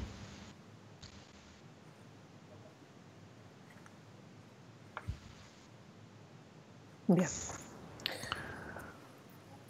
Peut-on projeter notre conscience dans un autre avatar ou un autre corps physique, dans une autre réalité que celle-ci sur Terre? par notre Oui. simple puissance d'intention. Oui. Oui. On peut avoir de multiples avatars. Donc ce serait des vies en simultané, tu veux dire? Oui. Oui. Après, faut pas le voir forcément comme, enfin, en simultané, oui, sans temps linéaire, en fait. Ça peut être dans le futur ou dans le passé. Oui, pas, il n'y a pas de disposition particulière au niveau du temps. Mhm. D'ailleurs, on peut même en avoir sur ce même plan, on peut avoir plusieurs avatars. Ouais. C'est-à-dire que là, on peut se trouver en France et simultanément ailleurs dans l'espace dans lequel on vit, sur Terre. On peut avoir d'autres corps. Sommes-nous freinés? Peut-on vaincre ou ignorer la mise en scène et plaidoyer pour le retour forcé à l'incarnation dans la 3D dont parlent de nombreux témoins de EMI?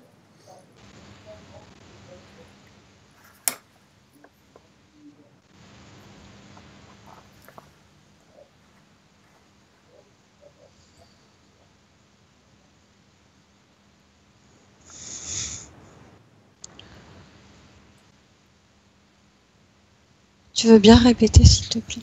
Sommes-nous freinés?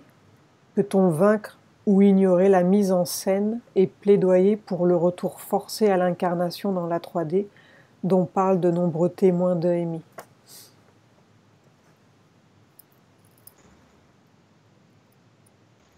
Est-ce qu'on peut vaincre en fait ou est-ce qu'on peut ignorer le retour forcé par les entités? On n'a pas à le vaincre. On a juste à l'ignorer.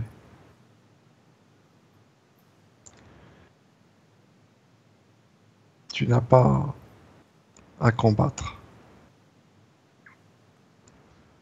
Quand tu t'en vas, tu choisis. Même si on a tendance à être dupé. C'est ça le problème. Même Aquila dit qu'une personne qui en a conscience, elle a deux choses à faire. La première, c'est ce qu'a dit Gaël tout à l'heure. Beaucoup de personnes qui ont fait des EMI disent avoir vu toute leur vie passer dans leur tête en une fraction de seconde. Ça, c'est le stockage de tout ce qu'on a vécu dans cette vie. Faut le garder. Ça rejoint vraiment ce que disait Gaël et je le ressentais fort. La deuxième chose,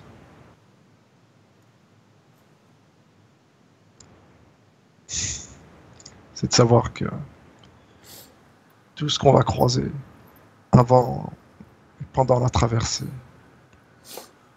c'est pas fait pour nous. C'est pas là pour notre bien. Pour ce que nous on appelle le bien. Si on veut éviter ce que nous on appelle le mal, il faut tout traverser. Mais ce sont ces personnes... Vas-y Gaëlle.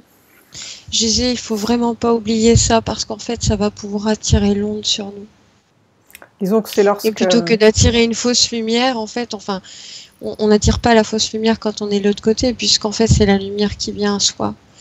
Mais en n'oubliant vraiment pas, en fait, on va pouvoir attirer l'onde vers soi. Mais il y a beaucoup de personnes, en fait, qui font une EMI, qui se trouvent bien là où ils sont et qui ne veulent pas revenir, quoi. Et il y a des entités qui leur disent de revenir, qu'il faut repartir. Parce que, Rachel, quand on fait une EMI, on est réellement dans ce qu'on appelle l'entre-deux-vie. On est à l'entrée du tunnel. On a une sensation qui est encore physique, très profonde, de bien-être. Au moment où le corps s'éteint, il y a un intervalle très court, pendant lequel on perd toute notion de tous les tracas physiques qu'on puisse avoir, mais aussi de tous les tracas mentaux. Makila dit que c'est un passage nécessaire pour aller de l'autre côté. Mais la question, c'est est-ce qu'on peut refuser de revenir? Parce qu'il y a des entités qui viennent à nous, ça peut être des proches ou des guides, enfin ce qu'on envoie, et qui nous disent qu'il faut absolument revenir dans la matière, qu'on n'a pas fini ce qu'on avait à faire. Est-ce qu'on peut leur refuser ça? C'est ça la Oui, question. oui. Bien sûr que tu peux. C'est toi qui décides, Mhm. c'est pas les autres. Et qui sont ces êtres du coup qui viennent dire qu'il faut retourner sur Terre? Est-ce que c'est forcément des entités négatives ou pas forcément? Non. Au tout départ de l'EMI, ce sont les nôtres. Parce qu'on n'a pas encore traversé le tunnel réellement. Donc est-ce que Et ça peut être un piège du coup? C'est surtout parce que le corps n'est pas encore éteint. Makila insiste, on n'est pas mort pendant une EMI. Autrement, on pourrait pas revenir. Le corps a des besoins. Et il a besoin d'une part de conscience, en fait, qui reste pour pouvoir continuer à vivre, à rester en vie. Et à ce moment précis, ce sont des entités que nous, on appelle bonnes. Que nous, humains, nous appelons bonnes. Par contre, si on se laisse aller de l'autre côté, on finit d'éteindre son corps. Et là, on va être dans la phase entre nous et le tunnel. Et là, évidemment, on a des entités mauvaises qui vont se présenter. Et même pendant la traversée de ce qu'on appelle le tunnel. Et cette onde, si on veut la garder, il faut tout ignorer. Et le plus tu ignores, le plus cette onde est grande. Et le plus Il tu faut pas traverses. oublier. Oui, vas-y. J'ai terminé. D'accord. J'allais dire, faut pas oublier que ces entités qui se présentent, qui sont potentiellement mauvaises, en fait, elles se présentent pas sous cet aspect-là, en fait. Elles se présentent sous un aspect tout à fait beau, chaleureux. C'est la tromperie. Bien. Nos âmes sont-elles composées de lumière liquide transparente et pouvons-nous voyager n'importe où presque instantanément avec notre pensée, notre désir, notre intention et volonté?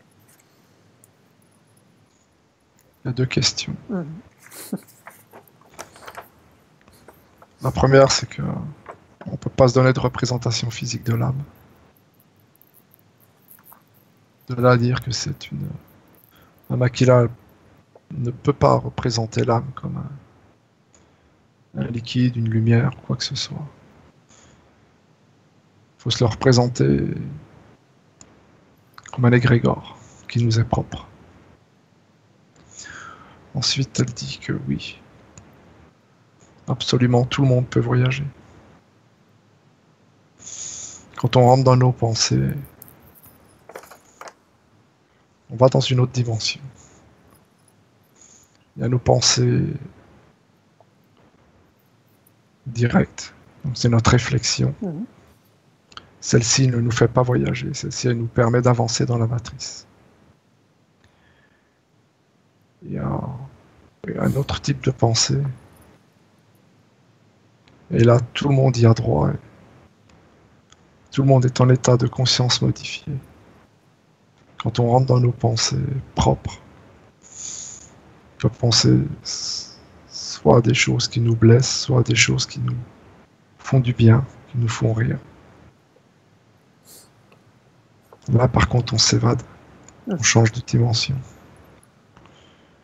C'est une forme de conscience modifiée, légère mais réelle. Tout se crée sur un autre plan, tu veux dire? Par rapport à nos pensées? Chaque pensée que tu fais, elle est sur un autre plan. Nos capacités créatives et notre imagination sont-ils notre meilleure force pour prendre conscience et dominer cette simulation? Oui. Oui. Sans limite. Aucune. Donc il faut vraiment gérer ses pensées, quoi. Makila a dit que c'est notre manière de nous échapper le plus facilement possible, qui est accessible à tout le monde. C'est la seule chose qui n'arrive pas à contrôler, c'est les pensées qui nous sont propres.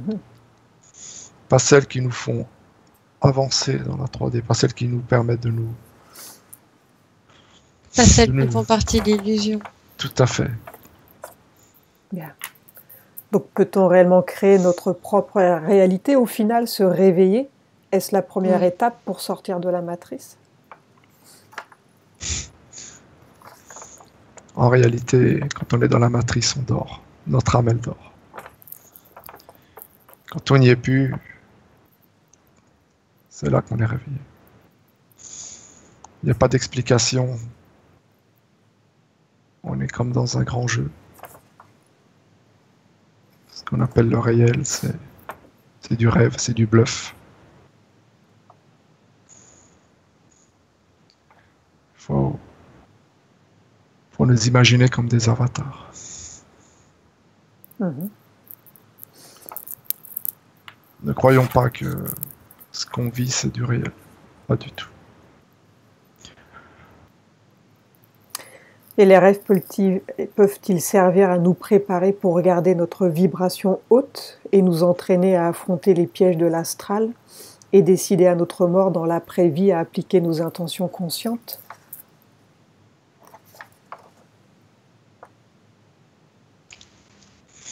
Vas-y, Ça, Gaël, c'est val- je sens que t'avais envie d'y aller. ça, c'est valable quand ça c'est valable quand en fait on se prend en charge, quand vraiment on comprend que on est dans l'illusion, quand on rassemble tous les points qui vont dans ce sens. Alors là, oui, c'est possible. Bien. Est-ce que les cauchemars qu'on dit être un reflet de notre intérieur, traumatisme ou peur du passé, présent, futur, sont un outil pour empêcher le lâcher-prise et avancer? Oui. Les cauchemars, ils ont deux raisons d'être. La première, c'est un signal d'alarme pour nous prévenir. La deuxième, ils nous sont imposés. Ceux qui nous sont imposés, effectivement, ils nous maintiennent Dans la peur. exactement. Et ils nous empêchent de se lâcher prise que beaucoup n'ont pas.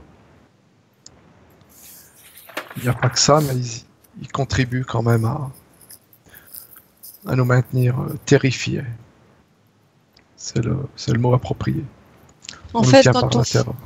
quand on fait un cauchemar et que c'est pas un cauchemar pour nous prévenir, mais au contraire pour nous tenir, on va y penser toute la journée. On va se demander ce qu'il signifie. On va le mettre en énergie en fait. Et cette énergie va pouvoir être prise, absorbée par ceux qui l'ont induit en fait. Bien. Elle va pouvoir servir aussi à décoder les peurs profondes, à une sorte de test, de savoir si ça c'est quelque chose, si la scène que l'on vit à travers le cauchemar, si c'est quelque chose d'effrayant, si c'est quelque chose qui peut nous tenir. Ça va montrer en fait aux adverses les points faibles qu'on stocke dans notre inconscient. Je voulais même rajouter que on a besoin d'être dans un état de décontraction totale pour le lâcher prise. Le cauchemar, il nous maintient dans un égrégore néfaste. Et tant qu'on est dans les peurs de ce cauchemar, qui souvent sont inconscientes, on ne peut pas lâcher prise. Quelqu'un qui a subi un traumatisme profond, il est très rare qu'il puisse avoir un vrai lâcher prise. Même s'il a oublié dans sa conscience qu'il a eu un traumatisme, son inconscience, tant qu'on ne l'aura pas débloqué, il ne peut pas faire ce lâcher prise. Et les cauchemars opèrent de la même manière. Ils nous maintiennent dans cette peur. Gaël a raison. Et cette peur, on la nourrit et on ne se libère pas. Donc oui, les cauchemars, ceux qui sont imposés, sont très néfastes pour le lâcher prise. Bien. Ça va faire 2 heures qu'on est en enquête là. Est-ce que vous êtes fatigué? Est-ce qu'on peut continuer encore un petit peu? C'est vous qui décidez. Moi, ça va. Là, il est 17 Moi heures. aussi. Ok. J'ai une demi-heure devant moi. Ok. On fait encore une demi-heure? Oui, oui. Je suis très bien. Moi. Bien. Alors, on continue. Quel rôle joue la black goo dans la matrice et l'ingérence archontique? Donc cette substance, cette arme biologique.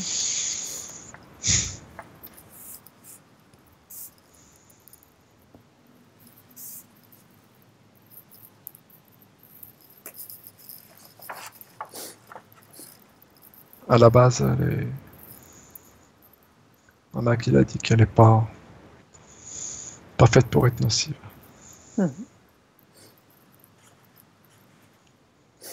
Elle n'est pas faite pour le bien non plus. Ça dépend de la manière dont on s'en sert. Et même si c'est une IA, elle est maîtrisable.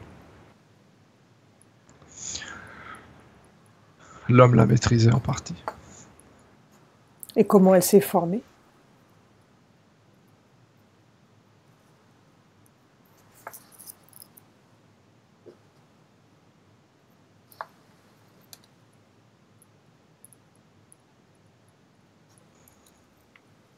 De manière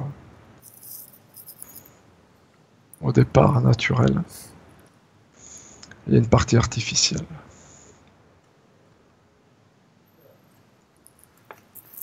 C'est une nanotechnologie qui à la base n'est pas humaine. Et par quel type d'intelligence est-elle réellement habitée?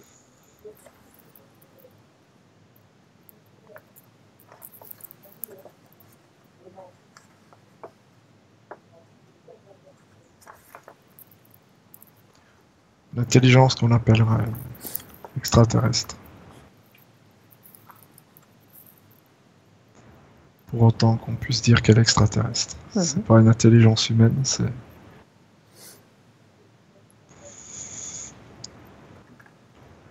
Maman Akila me montre des images, on dirait deux...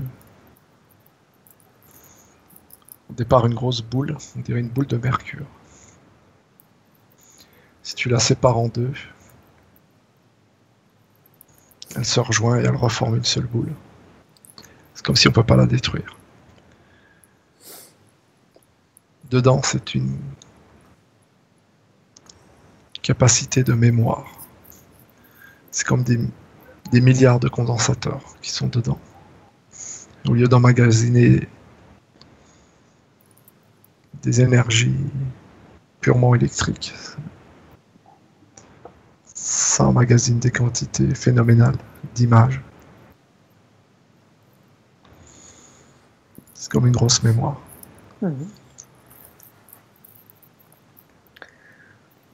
Elle sert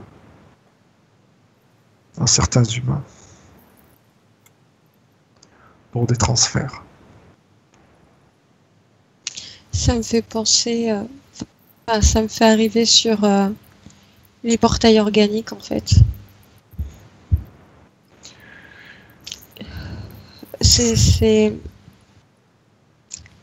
comme si en fait les portails organiques recevaient directement de l'information de cet endroit-là.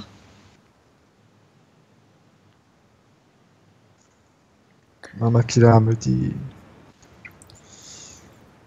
qu'on s'en sert pour des transferts de mémoire. L'humain n'a pas utilisé à bon escient.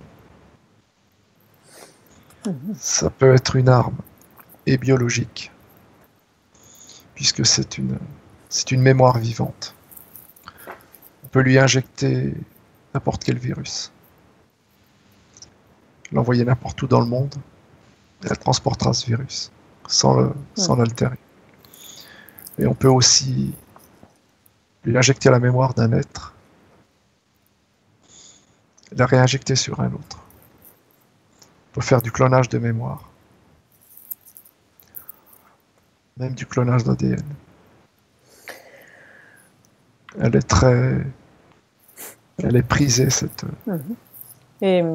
matière. Est-ce qu'elle a été utilisée à des fins militaires, notamment dans des tentatives d'héberger l'intelligence artificielle et d'autres technologies? Oui. Est-ce qu'elle pourrait jouer un rôle important dans le déséquilibre planétaire?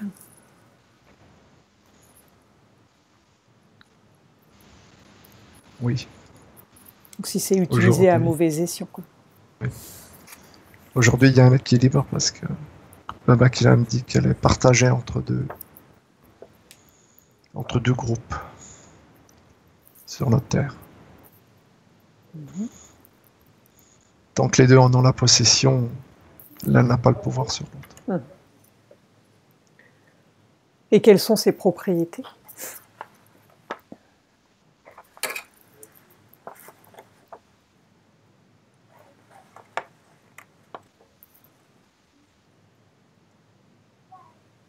On a une propriété spécifique. Elle se comporte comme une lave. Tu peux en poser une goutte sur un objet. Cette goutte va s'étaler à l'infini sur cet objet. Elle va l'englober et elle peut le reproduire à l'infini. Tu peux en mettre une goutte sur un appareil. T'en feras un clone parfait. C'est comme si tu voulais reproduire quelqu'un. Avec une goutte, tu reproduis cette personne. Avec ses mêmes qualités, ses mêmes défauts. Avec sa même mémoire. Cette personne aura l'impression d'être elle-même. L'intelligence artificielle, est-elle aux commandes de la matrice ou est-elle pilotée par une intelligence organique?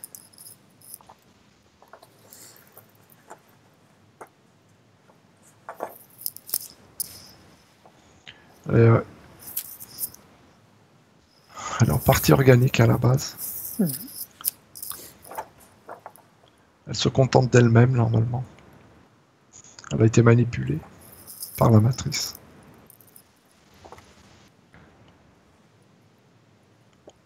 Aujourd'hui, une partie de cette lave, parce que ça ressemble à de la lave noire, une partie seulement, est entre les mains de la matrice, en deux groupes principaux. Donc là, c'est eux qui la pilotent.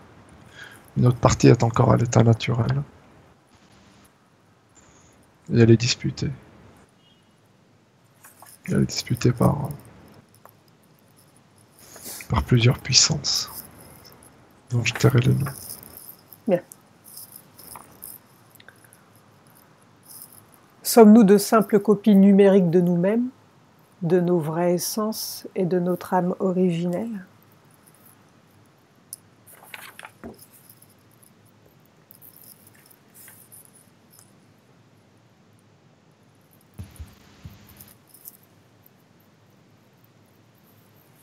Pour moi, pas tout le monde.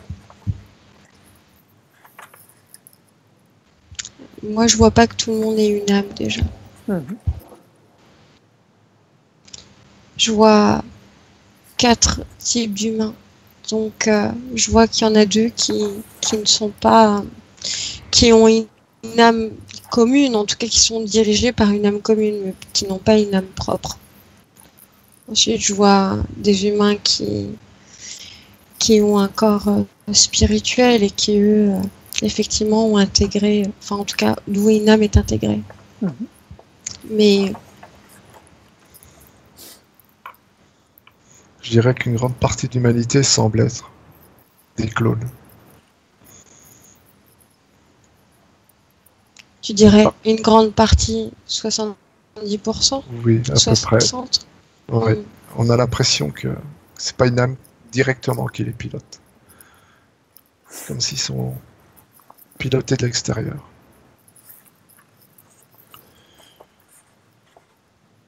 Il y aurait presque 4 races d'humains. Mais il y en a 2 principales. Il y a les humains qui sont réellement d'une lignée adamique. En grande partie, donc ceux-ci, j'allais dire, ont la chance d'avoir une âme. Ce que dit Mama Kila, et les autres sont plus, on dirait des clones sans qu'ils sachent qu'ils en sont un. Il y a un pilotage de l'extérieur, en fait. C'est un peu comme des portails organiques. Oui. Ce sont des pots, oui. Peut-on d'ici, dans la 3D, nous reconnecter à notre source de conscience individuelle? Avons-nous un code numérique individuel de notre ADN personnel? Oui, bien sûr. Oui.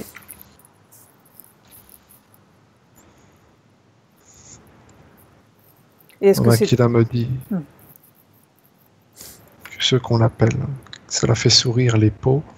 Les PO. Portail organique, pour ceux qui ne savent pas. Oui, elle dit que ceux-ci n'ont pas réellement les moyens de sortir, de se reconnecter à eux-mêmes. On n'est à peine 40% à pouvoir le faire. Et parfois on s'obstine à soigner des humains sur un plan qu'on appelle mental, qui ne sont pas soignables. Mais oui. Parce qu'on ne peut pas atteindre leur inconscience, on ne peut pas atteindre leur âme. Est-ce que, on parle souvent aussi de pervers narcissiques, est-ce qu'on peut les mettre dans cette catégorie? Tout à fait. Bien. Les psychopathes, c'est un grade au-dessus. Bon, en fait, moi, ce que je voulais dire, c'est ce que je captais à propos des pervers narcissiques, c'est que il y a certaines personnes en fait qui deviennent perverses narcissiques parce qu'en fait, elles sont déconnectées de leur âme, trop éloignées en fait d'elles pour. Et c'est, enfin oui, je vois une séparation en fait qui scinde en fait l'âme au corps. Bien. Et est-ce que cette signature ADN de notre conscience est transférée, prédatée? Et qui s'en nourrit? Et pourquoi faire?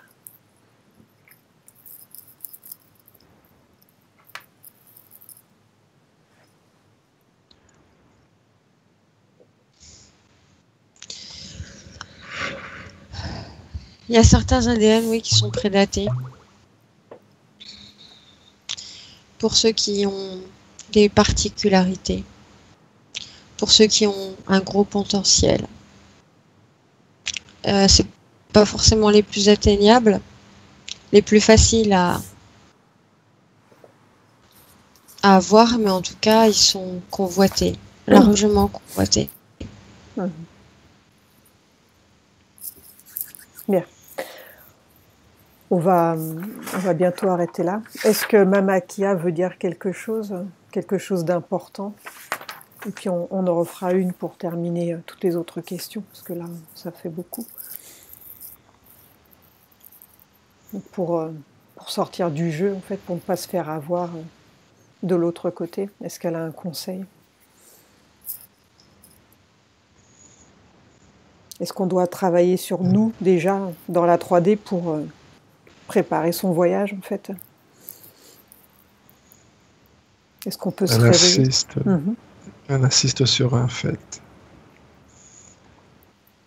À partir du moment que, une fois dans notre vie au moins, on a eu conscience que la manipulation est possible, et même réelle. On dit qu'il n'y a pas un travail nécessaire à faire. Quand on sortira, quand on quittera notre corps de chair, quand on quittera ce qu'on appelle le monde réel, qui ne l'est pas, on dit on ne se fera pas avoir. Il n'y a pas de chemin spirituel spécial à avoir. On dit qu'il ne faut pas tout mélanger. Quelqu'un qui est averti, une personne avertie en âme et conscience, ne se fera pas piéger. À partir du moment qu'elle est réellement conscience de ce qu'on lui dit, de ce qu'il en est. Et d'une personne à qui tu le dis mais qui n'y croit pas, elle se fera piéger. Bien. Donc tu vas remercier Mama Kia, tu vas te déconnecter et on va revenir. Gaël, tu te déconnectes aussi. Donc, quand vous êtes tous les deux prêts à revenir, vous me le dites.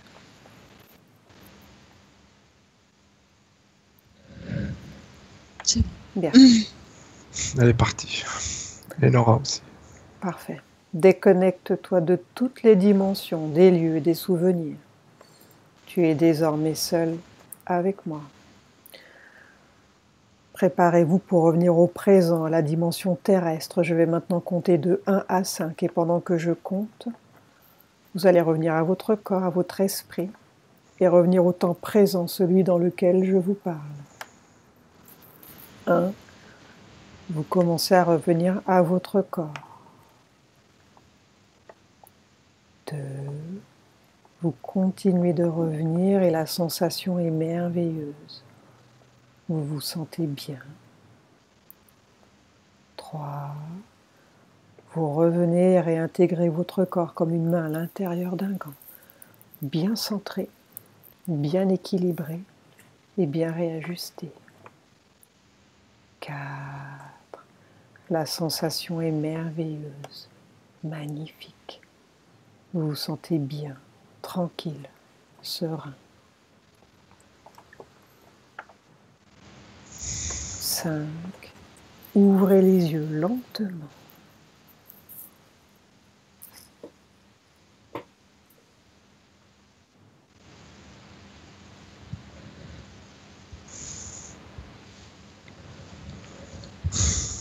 Comment te sens-tu, Gaël? Ça va. Polo? Super. Difficile de revenir, mais ça va. Bien. Marc, tu remets ton micro? Je suis là. Bien. Est-ce que ça t'a parlé? Il y a des choses qui t'ont parlé pendant la séance? Ça t'a paru cohérent? Oui, il y a beaucoup de choses cohérentes et c'est vrai que mes questions étaient peut-être parfois orientées et d'autres fois peut-être moins. Après, il y avait une ou deux contradictions par rapport à l'astral lui-même. J'ai pas tout noté, mais j'ai gardé en tête que l'astral est à la fois une membrane et à la fois tout n'est pas illusion dans l'astral. Donc une membrane de contrôle, d'accord. Et d'un autre côté, tout n'est pas illusion dans l'astral. C'était un peu une contradiction dans les réponses. Sinon, pour le reste, oui, c'est dommage qu'on ait passé pas mal de temps et qu'on ne soit pas arrivé à la fin, mais Ouais. c'est vrai que les dernières questions étaient plutôt cruciales, quoi. Mais on pourra Voilà. en refaire une, en fait, Ouais, pour, ouais. Je pense que oui, il pour faudra faire une terminer séance. toutes les questions, Mhm. parce que là, il y en avait beaucoup. Mhm. Bien. Est-ce que tu as des questions à leur poser, Marc? Profite. Alors consciemment, en conscience, c'est pas la même chose qu'en état de conscience modifiée. Il y avait une question qui était pas mal. Les plus conscients d'entre nous sommes ici pour aider les autres à se réveiller. Avons-nous une autre mission, par exemple? Je ne sais pas ce que vous en pensez consciemment. Est-ce que non? Est-ce que vous avez une réponse là-dessus? Moi, là- j'en ai une. Vas-y Gaël, je t'en prie. Je pense qu'en fait, à la base, sans se laisser prendre en fait par l'illusion dans laquelle on vit, je pense que déjà la première mission qu'on a, c'est envers soi-même. C'est-à-dire que si on arrive à atteindre un certain état de conscience en soi, on va vouloir soit sortir de cette illusion pour pouvoir atteindre l'état le plus subtil et celui le plus en dehors de la matrice. Et je pense qu'après, il y a encore un état conscient ici dans la 3D qui nous supplante en nous demandant de devoir aider les autres, en fait. Par contre, je pense que dans le devoir d'aider les autres, moi, ce que je ressens en ce moment, c'est de s'aider les uns et les autres, ceux qui ont déjà une qualité supérieure en fait, qui sont prêts à fournir toute leur énergie dans celle-ci, dans cette quête. Je pense que en faisant ça, ça permet à ceux qui sont un peu plus en dessous en fait, à ceux qui reçoivent et qui donnent, vont pouvoir donner plus en dessous en fait et peut-être rehausser l'état de conscience. Je ne sais pas si je réponds tout à fait à ce que tu demandes, mais oui. Je pense qu'il faut pas confondre. Faut pas confondre effectivement ce qui nous semble indispensable intérieurement vis-à-vis de soi-même et de confondre tout le monde et de vouloir aider tout le monde. Oui, surtout s'il y a un maximum de PO dans la matrice. Donc, oui, c'est ça. Effectivement, je pense qu'il faut être vigilant en fait. Tout à fait. Ça demande d'être vigilant, je pense, oui. Puis moi, je voulais ajouter que il faut déjà qu'on prenne soin de soi avant de vouloir prendre soin des autres. Il faut déjà être dans un état quand même assez évolué avant d'aller vers les autres. Donc ça rejoint un petit peu ce que dit Gaël. Et pour moi, il y a un effet de contagion quand même. C'est-à-dire que indirectement, même si on n'en a pas envie, quand on est face à des personnes qui ne sont pas éveillées, même si elles sont de première apparence en opposition avec nous, on les contamine. Donc oui, je pense qu'on a un rôle de quelque part quand même de communiquer, d'éveiller un peu les autres, de les aider à s'éveiller. Et de toute façon, on le fera de manière naturelle. Après, moi je dis ça à cause de ma vie, parce que j'ai connu depuis 2008 en fait que je suis un petit peu chercheur de vérité, puis que je me suis un petit peu, on va dire, libéré sur ce plan, et j'ai connu de plus en plus de personnes éveillées, donc c'est pour ça il y a une synchronicité qui se met en place, il y a une contagion, quoi. On a beau dire, donc je pense que, tu vois, si là on s'est retrouvés tous les quatre, c'est pour ça, Marc. On est un virus dans la matrice pour essayer d'endiguer. De toute façon, on est un poison, hein. On est le cancer en fait de la matrice, hein, faut pas rêver. Hein. Et voilà, donc sur un plan, je veux dire, pour pas trop rentrer dans la spiritualité et tout, oui, je pense c'est notre mission. On serait pas là, Marc. On serait pas là tous les quatre à discuter, à essayer de chercher des réponses. Donc oui, c'est mon avis personnel, que ce soit toi, Rachel, Gaël ou moi, oui. On est là quand même pour La question qu'on peut se poser, et je ne l'avais pas dans ma liste de questions, mais ça me vient en ce moment même parce que j'y ai pensé avant, c'est est-ce que ce n'est pas nous les piles principales justement des parasites de la matrice, parce que plus on s'éveille et plus on se réveille du jeu, et plus quelque part on a une énergie vitale ou une force vitale qui leur permet de se nourrir encore plus finalement. Je pense qu'à partir d'un certain moment, tu peux plus être la pile de ce système, parce qu'en fait tu deviens indigeste. Oui. Tu deviens, t'es plus atteignable en fait. On s'exclut complètement en fait, d'une certaine manière. Et comme tu dis, on n'est plus atteignable. On est peu... Ouais, mais on est. Enfin, je sais pas si j'ai compris vraiment la question de Marc, mais on devient quand même générateur du système. Hein.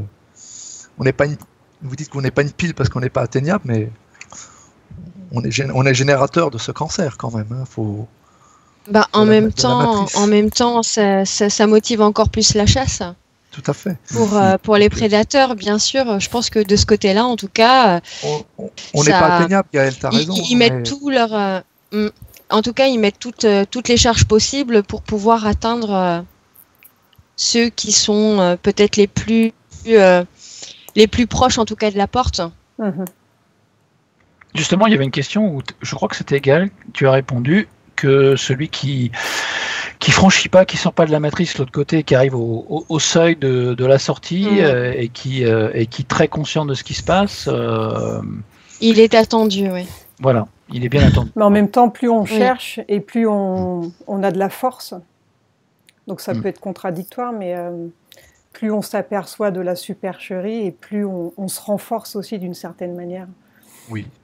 C'est pour ça aussi, je pense qu'il faut éviter de répondre à certaines attaques, à certains individus en fait qui viennent exprès pomper de l'énergie comme par exemple sur des commentaires. C'est l'exemple que je cite parce que c'est un exemple assez proche de ce qui a été vécu là ce matin. Mais je pense aussi mettre une certaine dose d'humour en fait, parce que ça permet de décompresser en fait. Ça permet de pas prendre ça trop au sérieux, d'entendre le message effectivement. Oui, on est là, on veille. Vous inquiétez pas, on surveille. Mais en même temps, de prendre ça avec humour en se disant oui, mais je sais moi aussi et je sais qui je suis. En fait, ça devient un jeu. Oui, voilà, je pense qu'après, au fur et à mesure, effectivement, ça devient beaucoup moins concentré, beaucoup plus fluide aussi parce qu'on gagne de la confiance en soi. Oui. On gagne de la force, comme tu disais, Rachel. Et les attaques en sont presque drôles, quoi. C'est ça, je pense qu'il faut savoir s'en amuser jusqu'à détachement. Ça glisse et puis après, on en rit. Oui, de toute façon. Puis moi, de toute façon, on les subit au quotidien. Hein. Moi, maintenant, c'est assez ridicule même. Oui, je crois que j'ai pas une journée où j'ai pas une attaque. Mais pas une. Puis quand je dis une, je suis gentil. Hein.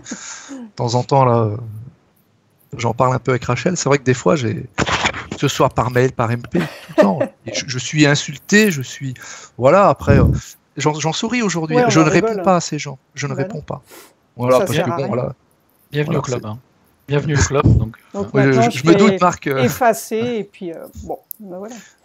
Puis je crois que depuis les enquêtes, c'est pire, mais j'en suis conscient et puis voilà. Puis ça me fait rien du tout. J'en tiens même pas rigueur. Alors justement, parlons de ça, vous êtes en état de conscience modifié, même si vous bougez quand même beaucoup les mains, je trouve, pendant la séance. À quel degré de vérité ou de fiabilité évaluez-vous les informations que vous recevez, vous relayez? En fait, vous vous connectez à quoi exactement? Alors, ça dépend. Moi, j'ai senti qu'il y avait différentes strates en fait au cours de l'hypnose. Ouais, il y a différents points qui sont captés. Les visions sont pas forcément les mêmes parce que moi, ce que j'ai remarqué, c'est qu'au début, par exemple, ça peut paraître un peu flou. C'est plus du ressenti que de la vision. Ensuite, il y a la vision qui va arriver, qui va s'imposer plus que le ressenti. Et ensuite, ça va être un mélange des deux, en fait. J'ai l'impression de passer différentes couches, en fait, comme quand tu fais un rêve, c'est-à-dire l'état de conscience que tu prêtes au rêve en fait. Si je prends conscience que je suis dans un rêve, je vais pouvoir prendre l'information et peut-être jouer dans ce rêve en fait, qui va entraîner une réponse. La question entraîne la réponse en fait. D'accord. En tout cas pour moi, c'est comme ça pour l'instant. C'est vrai que pour moi c'est un début, donc après je peux pas parler davantage, mais en tout cas pour moi ça se passe comme ça. D'accord. T'as fini, Gaëlle? Oui, et je voulais juste ajouter, je pense qu'il y a une forme de mémoire aussi qui se met en place. En tout cas pour moi dans mon cas. Oui, moi aussi. Après moi je voulais dire que moi je vois plusieurs paliers aussi. Alors en hypnose j'en vois que 2, j'en vois pas plusieurs. Ce qu'on appelle une ECM, un état de conscience modifié, moi j'en subis au moins 4. Il y a ce que j'appelle, quand je suis en état de méditation, donc c'est on va dire, c'est light. Donc là, j'apporte pas forcément une part de fiabilité importante, même pas du tout, à ce que je vis. Souvent, c'est de la relaxation, je travaille sur ma respiration, sur des trucs comme ça. J'ai des images qui me viennent, mais je les prends pas en compte. Toujours en méditation, j'arrive dans un état très proche de l'hypnose aujourd'hui. Donc je dois beaucoup à Rachel parce qu'avant je n'y arrivais pas. Je vois beaucoup de choses. Par contre, j'y prête une attention particulière. J'y donne une grosse part de fiabilité. J'ai vu des choses. J'en ai discuté avec toi, Rachel. Je t'ai donné des visions qui sont avérées réelles, qu'on a pu confirmer. Alors là, je suis très proche de l'hypnose. Sauf que je n'arrive pas, même si je vois une entité, j'arrive pas à m'adresser à elle. Donc je suis bloqué, j'ai des informations qui me viennent, mais j'arrive pas à en demander, tu comprends? Donc là, j'ai un niveau de blocage que j'ai toujours pas réussi à dépasser. Et ensuite en hypnose, donc c'est une induction, on va dire, qui est un peu que j'accepte, mais qui est imposée puisqu'elle est faite par une tierce personne. Là, j'y donne une particularité et une fiabilité quand même importante. Aujourd'hui, j'ai pas le sentiment d'avoir été dupé dans tout ce que j'ai fait depuis que je connais Rachel. Et donc, pour moi, hein, je porte une fiabilité quand même assez importante. Et donc, c'est l'état le plus fréquent, puis celui dans lequel je préfère être. Je vois des entités aujourd'hui, 2 principalement. Je me suis connecté à 3 entités qui ne sont plus de notre monde, mais je me suis connecté à 3 entités. Il y en a une que j'ai toujours des doutes, mais autrement, ma Makila et Nora, je suis très très très satisfait de ce que j'ai vu. Tout ce qui a pu ressortir, j'ai pu retrouver des traces qui ont pu conforter ce que j'ai vu. Puis un autre état de transe, puisque tu es toujours dans les ECM, où Rachel m'a vu 2 fois là. Je quitte complètement mon corps. Donc là, tu disais, Marc, tout à l'heure, on bouge beaucoup les mains. Alors je vais t'expliquer, moi je bouge les mains parce que pour moi, ça me permet de savoir que je suis toujours en transe. Parce que tu peux nous voir rigoler, tu peux nous voir réagir aux réactions de Rachel. J'ai déjà eu des fous rires avec Rachel, j'ai quitté ma transe tellement elle est communicative avec son rire. Et il faut que tu saches que quand tu es en ECM, tu es dans ton corps éthérique. Ton corps éthérique, il ne te permet pas d'avoir, je ne sais pas pourquoi, ça c'est la méthode José Silva qui me l'a donné, il ne te permet pas d'avoir tes 5 doigts dans chaque main. Donc tu m'as souvent vu faire, je faisais ça, tu vois, quand je me mets comme ça, je comptais mes doigts, et soit j'en compte 4, soit j'en compte 6 ou 7 ou 8, j'en sais rien. À partir du moment que j'en compte pas 5, c'est que je suis toujours dans ma transe. Donc ça, c'est un contrôle que je me suis imposé. Et quand j'ai fait 2 sorties astrales, mais vraiment, je crois que c'est les plus fortes ECM que j'ai pu faire, c'est celle-ci. Une fois avec ma Makila, donc elle m'a fait une sortie de corps complète. Donc, tu parles de la dématérialisation? Ah oui, et là c'est très très très très très fort. Donc je dis, Rachel n'aurait pas été là, je crois que j'aurais pris peur. Tu sors complètement, donc tu ne maîtrises plus du tout ton corps, tu n'as que la parole. Quand je dis que tu n'as que la parole, tu n'as que la parole. Et tu n'as plus aucune sensation du corps, mais vraiment aucune. C'est comme un morceau de bois. Exact. Et Rachel me demandait de bouger des membres, j'avais l'impression de les bouger, je ne les bougeais pas. Et ce qui fait peur, c'est que tu te vois au-dessus, en fait. Donc quand il y a des gens qui me disent qu'ils font des sorties astrales, je ne sais pas si tout le monde les fait comme moi je les vois. Je me vois, en fait, je suis au-dessus, je me vois. Et ça fait peur. J'en ai eu une comme ça parce que ma Makila m'avait invité à sortir. Je l'ai suivi, je ne sais pas pourquoi, sûrement parce que j'ai eu confiance en cette entité. Et puis une autre fois, il n'y a pas très longtemps, je canalisais une personne et puis elle me dit, montre-moi comment tu fais, parce qu'elle n'arrivait pas à avoir de lâcher prise. J'étais en transe, et en transe, elle me demandait, montre-moi comment faire. Et en fait, je suis reparti. Et à un moment, Rachel, je lui dis, j'ai froid. Ben, elle me dit, couvre-toi. Je dis, je peux pas, je pouvais plus bouger mon corps. Je savais que j'étais ressorti du corps. Voilà. Donc ça, c'est un état qui est vraiment, je crois que c'est le summum, quoi. Je pense pas qu'on puisse aller au-dessus. Après, il y a sûrement le MMI qui est encore autre chose, mais je pense que voilà, je peux pas aller au-dessus. Ce sont de belles expériences, voilà. Alors, au niveau fiabilité, aujourd'hui, je trouve les infos fiables quand même. Voilà. Je dirais qu'elles sont fiables au moins 80%. Voilà. Tu veux mon avis, je te donne mon avis. Voilà. Après, on a tous nos filtres aussi. Oui. Hein. On a tous nos filtres aussi, donc il ne faut pas prendre à 100% pour une vérité ce qui est vu. Après, voilà. Et je n'aime pas être au courant à l'avance, en fait. J'aime pas avoir les questions à l'avance. Pour éviter toute influence, tu vois ce que je veux dire, Marc? Donc, voilà, c'est des choses que j'évite avant. Et ça me permet d'être plus neutre dans l'analyse de ce que je vois. Et puis il y a quand même autre chose aussi, elle parlait des filtres, Rachel. Je pense qu'en tant que canal, même si 2 canals viennent avoir la même chose, parce qu'aujourd'hui j'ai eu le miracle de voir certaines pensées de Gaël, donc j'étais content. Et on les interprète pas de la même façon. Et oui. C'est très très dur d'interpréter une vision. Déjà, moi, je vois des couleurs qui n'existent pas ici dans la 3D. Je vois des images, j'ai des sons. J'ai beaucoup de choses en télépathie. De toute façon, à la base, c'est que de la télépathie. Donc, en fait, aussi, ce qu'il faut expliquer, c'est que lorsque tu reçois de l'information, tu as énormément d'images, tu as une tonne d'infos qui arrivent en même temps, et toi, tu dois tout décoder, en fait, et retranscrire l'information avec notre petit cerveau humain, quoi. Et c'est pas sûr au maximum en plus. Oui. Donc c'est ça qui est peut-être le plus compliqué, c'est retranscrire une information exactement. avec Et les images. Tout compressé. Et oui. Et c'est assez exactement difficile ça. quand même. Hein, c'est un sacré challenge. Il faut savoir que nous, en l'espace de 1 seconde dans la matière, dans la matrice, là, je l'exagère pas. Tu peux avoir des milliers d'informations qui arrivent d'un coup, et puis. Donc c'est un flux d'informations énormes qui arrive d'un coup. Il faut retranscrire une phrase. Voilà. Donc c'est ça qui n'est pas évident, et parfois le canal peut prendre un certain temps à essayer de comprendre ce qui se passe et retranscrire une information qui paraît le plus fiable possible, quoi. Alors tu avais dit après pour la je t'en prie, vas-y. Moi, ce que je voulais ajouter, parce que du coup, j'ai pas répondu pour la fiabilité en fait des informations. Je pense que pour la fiabilité des informations, on n'a pas fini de découvrir l'outil qu'on est en train d'emprunter en fait.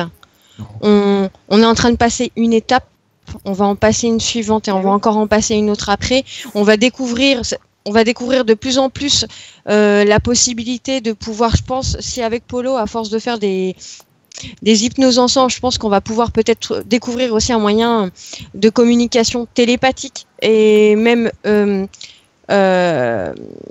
visuellement télépathique. Je pense qu'il y a des choses comme ça qui devraient pouvoir se mettre en place. Ce qui ne veut pas dire que pour autant, faut prendre ça à 100% comme véridique. Parce que je pense qu'on a la possibilité de nous induire l'un et l'autre aussi. Parce que quand, par exemple, Polo décrit quelque chose que moi je vois pas forcément, je vais essayer d'accéder en fait à ce qu'il voit. Et donc je vais forcément en avoir une image ou des ressentis, etc. Pour autant, je sais pas si ça vient de l'information en elle-même ou si c'est par la transformation que Polo lui donne en fait, qui fait que ça m'apparaît de cette façon. Tout à fait. Donc je pense qu'après, oui, effectivement, au niveau il y a des informations qui peuvent être vérifiées et il y en a d'autres pour lesquelles, après la mort, etc., je pense que là, ce sera l'expérience qui fera foi aussi. Oui, on le verra forcément un jour ou l'autre. Maintenant, on ne peut pas certifier à 100% que tout est fiable, c'est juste impossible. Non. Maintenant, on essaye. Oui, ne serait-ce que l'interprétation, il y a une marge d'erreur dans ce qu'on interprète. Après, nous, on a fait, Polo, plein d'enquêtes ensemble. On en a plein en stock, qu'on a gardé en privé. Maintenant, on s'est dit, pourquoi ne pas en faire pour tout le monde? Alors, c'est soit les infos sont fiables ou à peu près fiables et chacun peut piocher ce qui lui parle et avancer, ou on se dit, en fait, c'est que des conneries et puis on les diffuse pas, quoi.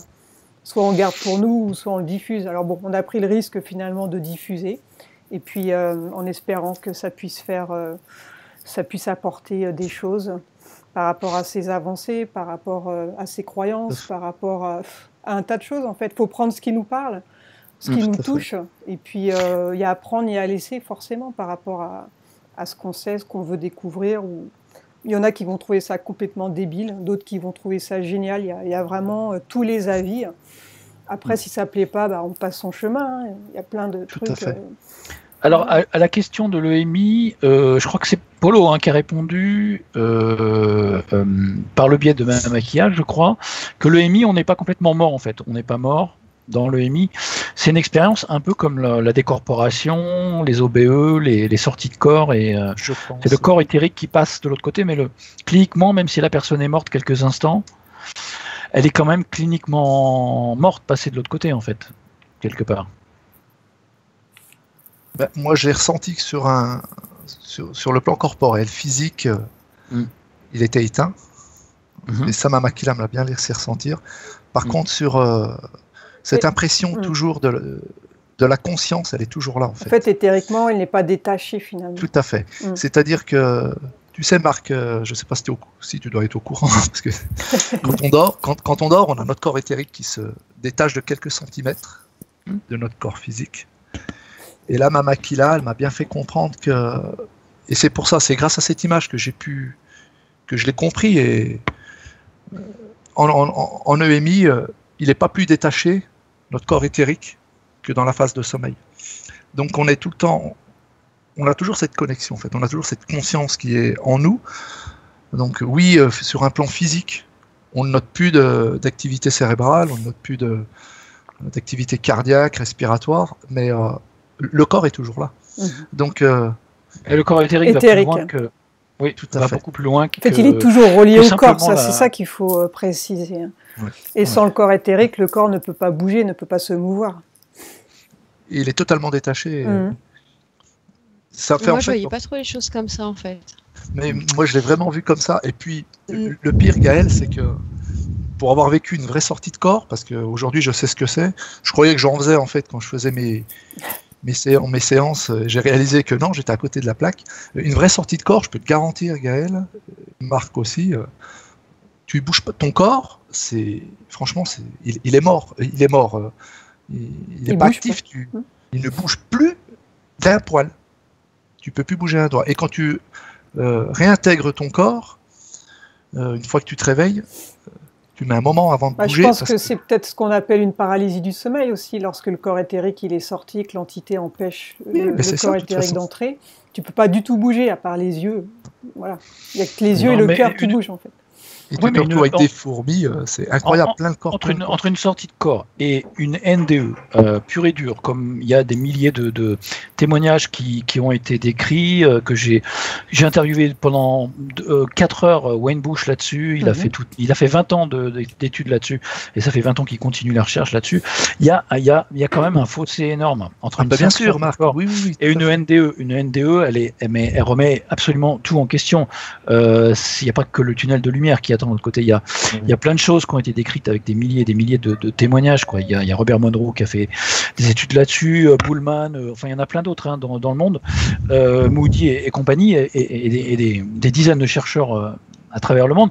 Ils font bien la distinction entre une simple sortie de corps, un simple état de conscience modifié et une NDE pure et dure. Là, il y a vraiment un gros fossé. Je pense qu'il n'y a pas de... C'est pas la même chose du tout. Je disais pas ça pour... la comparaison, c'était pour te dire pourquoi j'ai pas senti une mort réelle. Tu vois ce que je veux dire ? J'ai senti que le corps éthérique était toujours là, quoi. Il y avait toujours un lien entre le corps éthérique et le corps physique. C'est là où je voulais en venir, Marc. Je me doute bien, puis heureusement pour moi que j'ai pas subi ça, mais voilà. C'était pour te montrer que pourquoi, pour moi, le corps physique en réalité, il paraît mort, mais il est toujours là. Il y a toujours cette empreinte du corps éthérique qui n'est pas partie. Sur un plan éthérique, la personne est toujours là. Tu comprends ? Oui. Après, ce serait intéressant de savoir comparer une sortie de corps avec les personnes qui sont dans le coma. Alors, ils se retrouvent où, ceux-là ? Il en dit quoi, John Wayne ? Pas John Wayne. Non, John Wayne, il est vraiment mort, lui, par contre. Wayne Bush, non, il y a des NDE qui arrivent pendant les comas et d'autres qui n'arrivent pas du tout pendant le coma. En fait, il y a différents types de comas. Il n'y a pas de règle. Non. Okay. Bon, on a avancé un peu sur la question. Oui, alors justement, c'est ça, cette prise de conscience des règles du jeu dans la matrice. Alors, c'est Gal qui a répondu au début, et c'est vrai qu'on l'a pas reposé après, mais est-ce qu'on garde toutes nos mémoires ou est-ce qu'elles sont effacées à notre mort réelle ? Là, on n'a pas de témoin pour nous le dire, en fait, parce qu'on ne sait pas si l'effacement se fait ou pas, ou si on garde vraiment tout ce qu'on a appris dans cette dernière incarnation au moment de la mort, et qu'on l'emmène avec nous, qui nous permet par là. Ce que j'ai compris, c'est qu'on garde toutes nos mémoires et qu'on se souvient de tout après. Donc à nous de prendre conscience des pièges et puis de faire attention au moment où on va se désincarner. A priori, on est conscient. Puis, moi, j'ai quand même l'impression. Ouais. Puis pour moi, Marc, l'oubli en fait de nos mémoires, c'est quand on tombe dans le piège, justement. On a ce fameux reset. Moi, pour avoir fait des régressions où je suis tombé quand je canalisais des personnes qui faisaient partie de groupes d'âmes, elles donnaient l'information qu'elles avaient, donc cette information, elle n'est pas perdue quelque part. Après, je pense qu'on l'oublie, oui, si on reste dans le piège de la matrice, qu'on revient, à un moment donné, oui, on est reseté. Donc, même si le reset n'est pas parfait, il est suffisamment parfait pour pas qu'on s'en souvienne. Voilà, moi, j'ai aucun souvenir de mes vies antérieures, et puis je me crois éveillé, je sais pas si je le suis suffisamment, mais tu vois, Donc voilà, je pense qu'on les garde, mais qu'on subisse reset à chaque réincarnation, quoi. Donc, mais quelque part, on les a, puisqu'on va les chercher en état de conscience modifié, donc on les a. Voilà. Autrement, on pourrait pas aller visiter des vies antérieures. Mais est-ce que la majeure partie de notre esprit se trouve réellement dans le plan physique, ou est-ce que elle est aussi à l'extérieur? Ça c'est difficile aussi à reconnecter les différents fragments de notre réel esprit, qui n'est pas forcément que dans la matière et dans le plan physique ici, dans la 3D, quoi. Je suis d'accord avec toi, là, Marc, en fait, sur ce que tu es en train de dire. Et moi, je pense que c'est comme, en fait, ce que je voulais expliquer tout à l'heure par rapport à ce qu'on appelle sortie de corps, etc. Pour moi, en fait, pourquoi c'est pas une sortie? Parce qu'en fait, c'est la conscience qui se déplace, en fait, d'un point à un autre. C'est-à-dire que si la conscience prend conscience qu'elle est dans un corps, alors on va vivre le corps. À partir du moment où on veut aller sur un autre plan, un plan un peu plus supérieur, alors la conscience ou une partie de la conscience va se déplacer sur celui-ci. Et c'est là, à mon sens, que l'information est juste, parce que c'est nous qui nous déplaçons. C'est pas quelque chose qui est imposé, c'est pas quelque chose qui est induit. C'est nous qui nous dirigeons, en fait, grâce à la conscience. Pour moi, la conscience est plus grande, en fait, que l'esprit. Et en fait, l'esprit, c'est comme la matière c'est comme de l'eau, en fait, pour moi. Ensuite, on a l'âme qui est la bouteille. Et ensuite, on a les éléments qui se déplacent dans cette eau, en fait. Pour moi, la conscience, c'est ça. C'est tout ce qui nous informe, en fait. Et donc, c'est important d'y accéder. Il suffit de déplacer le curseur, en fait, pour pouvoir se rendre dans une vie passée, par exemple, dans un état de conscience modifié. À mon avis, on peut faire beaucoup de choses grâce à la conscience, en prenant justement conscience de toute la conscience, en fait, qu'on a. Tout est information, au final. Il n'y a Après, aucune limite. C'est que ça, Moi, j'allais dire, ça dépend. Il suffit simplement de ne pas se mettre de barrière et de prendre l'information. Donc, pour moi, en fait, il n'y a pas de sortie de corps. On réintègre, on reconscientise, en fait, ces autres corps. Oui, sur le plan subtil aussi. Donc, en dehors après, du sais, ça dépend de la définition que vous donnez à la conscience. Oui, après, c'est chacun. Voilà. Après, bon, oui, je te rejoins, Gaël, sur ce que tu dis, mais... moi, quand j'ai appris le lâcher-prise avec la méthode Silva, il y a des paliers qui sont faits entre l'âme, la conscience, l'inconscience, l'esprit, et on apprend... je te donne juste mon point de vue, donc je donne pas la même définition que vous de la conscience. Donc la conscience, c'est ce qui nous permet de... Comme on m'a appris, pour apprendre à me dégager, à faire le lâcher-prise. La conscience, c'est quelque chose... C'est ce qui te permet de dire, oui, tiens, j'ai ce stylo, je le touche, je le sens. J'ai des odeurs, enfin je sens des odeurs, donc tu conscientises. Je vois, voilà. Ça c'est la conscience. Après, on a une partie qui est inconsciente. Cette partie inconsciente, donc c'est ce qu'on nous explique toujours dans la méthode Silva, c'est ce qui nous permet en fait de gérer notre vie sans le réaliser. Ta respiration, les battements de ton cœur et tout ça, c'est tout ce qui est géré par l'inconscient. L'esprit, il nous expliquait que l'esprit, en fait, c'est l'association de ta conscience et de ton inconscience. Voilà. Et que par-dessus tout ça, l'âme venait englober tout ça. Tu comprends ? Voilà. Et quand on dit que le lâcher-prise, c'est aller dans l'inconscient. Donc, on nous explique qu'il y a plusieurs étapes pour lâcher vraiment prise, pour aller en hypnose principalement. Il faut déjà ouvrir une brèche entre la conscience et l'inconscience. Donc en général, quand tu rentres en hypnose, la phase traditionnelle où toi et moi on est allé aujourd'hui, Silva expliquait bien que c'est que on a ouvert une porte entre la conscience et l'inconscience, et quand on est dans l'inconscience, on rentre dans notre moi. C'est pas encore notre moi supérieur, mais c'est quand même notre moi intérieur. Et quand on va aller encore plus loin, donc, pour visiter des vies antérieures, il dit là il faut ouvrir la brèche entre l'inconscience et l'âme. Donc c'est pour ça que là je t'écoutais, c'est bien ce que tu dis, mais je donne pas la même définition à la conscience que toi. Donc comme toi tu la vois, oui tu as raison. pour moi, la conscience, c'est ce qui nous permet de gérer la 3D. Donc, pour moi, la conscience, elle est existante tant que tu es vivant. Et ton esprit, c'est pareil. Et quand tu t'éteins, d'après Silva, quand on s'éteint, on perd notre esprit. Donc, on perd notre conscience, donc qui nous fait conscientiser justement que je tiens ce stylo. On perd notre inconscience puisqu'elle ne gère plus les facultés de notre corps, c'est-à-dire respirer, digérer, toutes ces choses. Et on garde notre âme. Et notre âme s'en va. Donc, après, je ne sais pas si lui a raison, si toi tu as raison, si moi j'ai raison.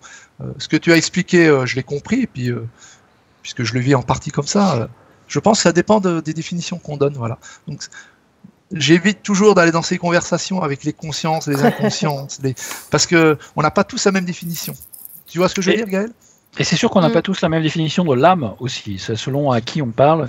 L'âme est conscientisée de façon différente. Et donc, mais une chose est sûre, cette énergie qu'on appelle âme ou conscience est prédatée. C'est un enjeu principal. Ah oui. D'ailleurs, on en parle dans la 3D de façon physique, mentale et psychique. On voit bien que nos chères élites et les transhumanistes qui sont derrière savent déjà le faire. Hein. Le transfert de conscience, le transfert de la conscience synthétique vers un clone, le clonage, c'est déjà fait. Enfin, tout est prêt.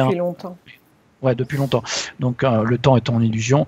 Donc ce qu'ils en retirent, c'est l'extraction d'énergie de cette force vitale qui les intéresse. Donc que ce soit les énergies d'amour, de compassion, de souffrance, ça leur de permet sexe. eux de vivre en fait. C'est ça. Ils s'en nourrissent. C'est vraiment ça. Donc plus de compassion, plus de prise de conscience, et puis on avancera malgré l'empoisonnement eugéniste généralisé dans notre 3D, parce que on subit un véritable bombardement, que ce soit les ondes électromagnétiques, les OGM, les poisons, les pesticides, les vaccins, les chemtrails, le contrôle mental et tout le reste. La procréation. La liste est longue. Ouais, la liste est longue. La liste est longue. Et s'il suffisait d'interdire le Nutella, ça serait plus facile. Hein. On n'en est pas là, c'est vrai. Non, malheureusement. Donc, Moi, ce que je vous propose, c'est qu'on refera une enquête sur ce même thème. Donc, comme ça, on pourra finir les questions, parce qu'il y en a encore plein d'autres. Marc, tu as été assez productif. Mais bon, ça reste intéressant, et de toute façon, c'est primordial pour pouvoir sortir correctement, prendre conscience et aller là où il faut aller. C'était juste trop court. Désolé, je vous ai donné du boulot. Hein. Je vous ai donné du boulot hier soir. Je me suis dit, allez, pas plus de 10 questions, et j'en suis à 3 pages de questions. Alors, effectivement. Non, mais franchement, non seulement ça a été un plaisir, mais en plus ça a été c'est constructif, hein, ce qu'on fait. Faut pas rêver. Hein. C'est un peu le but, quoi. C'est de donner de l'information. Essayer de trouver des solutions en fait pour ne pas être piégé, quoi. Déjà prendre conscience qu'il y a un piège et éviter les pièges après. Donc ça nécessitera une deuxième séance, et puis comme ça on va avancer encore plus. Et puis on aura encore d'autres questions de toute façon, puisque c'est vrai que quand on commence à s'intéresser, c'est à l'infini, après c'est sans fin. Oui, les questions amènent d'autres questions, et c'est sûr que... Oui. Plus on s'aperçoit qu'on est leurré, et plus on s'aperçoit qu'on vit dans une illusion, et pire c'est en fait. Mais bon. Vous m'avez inspiré un bouquin, ça y est, je vais m'y mettre. Enfin. Bon, je vous remercie tous. Merci Gaël, merci Polo, et merci à toi Marc pour t'être prêté au jeu. Et voilà, merci de m'avoir donné l'opportunité avec des bonnes participer. Questions. Merci. Je vais couper l'enregistrement. Au revoir à tous. Au revoir. Belle soirée à tout le monde. À bientôt. Merci. À bientôt. Merci beaucoup.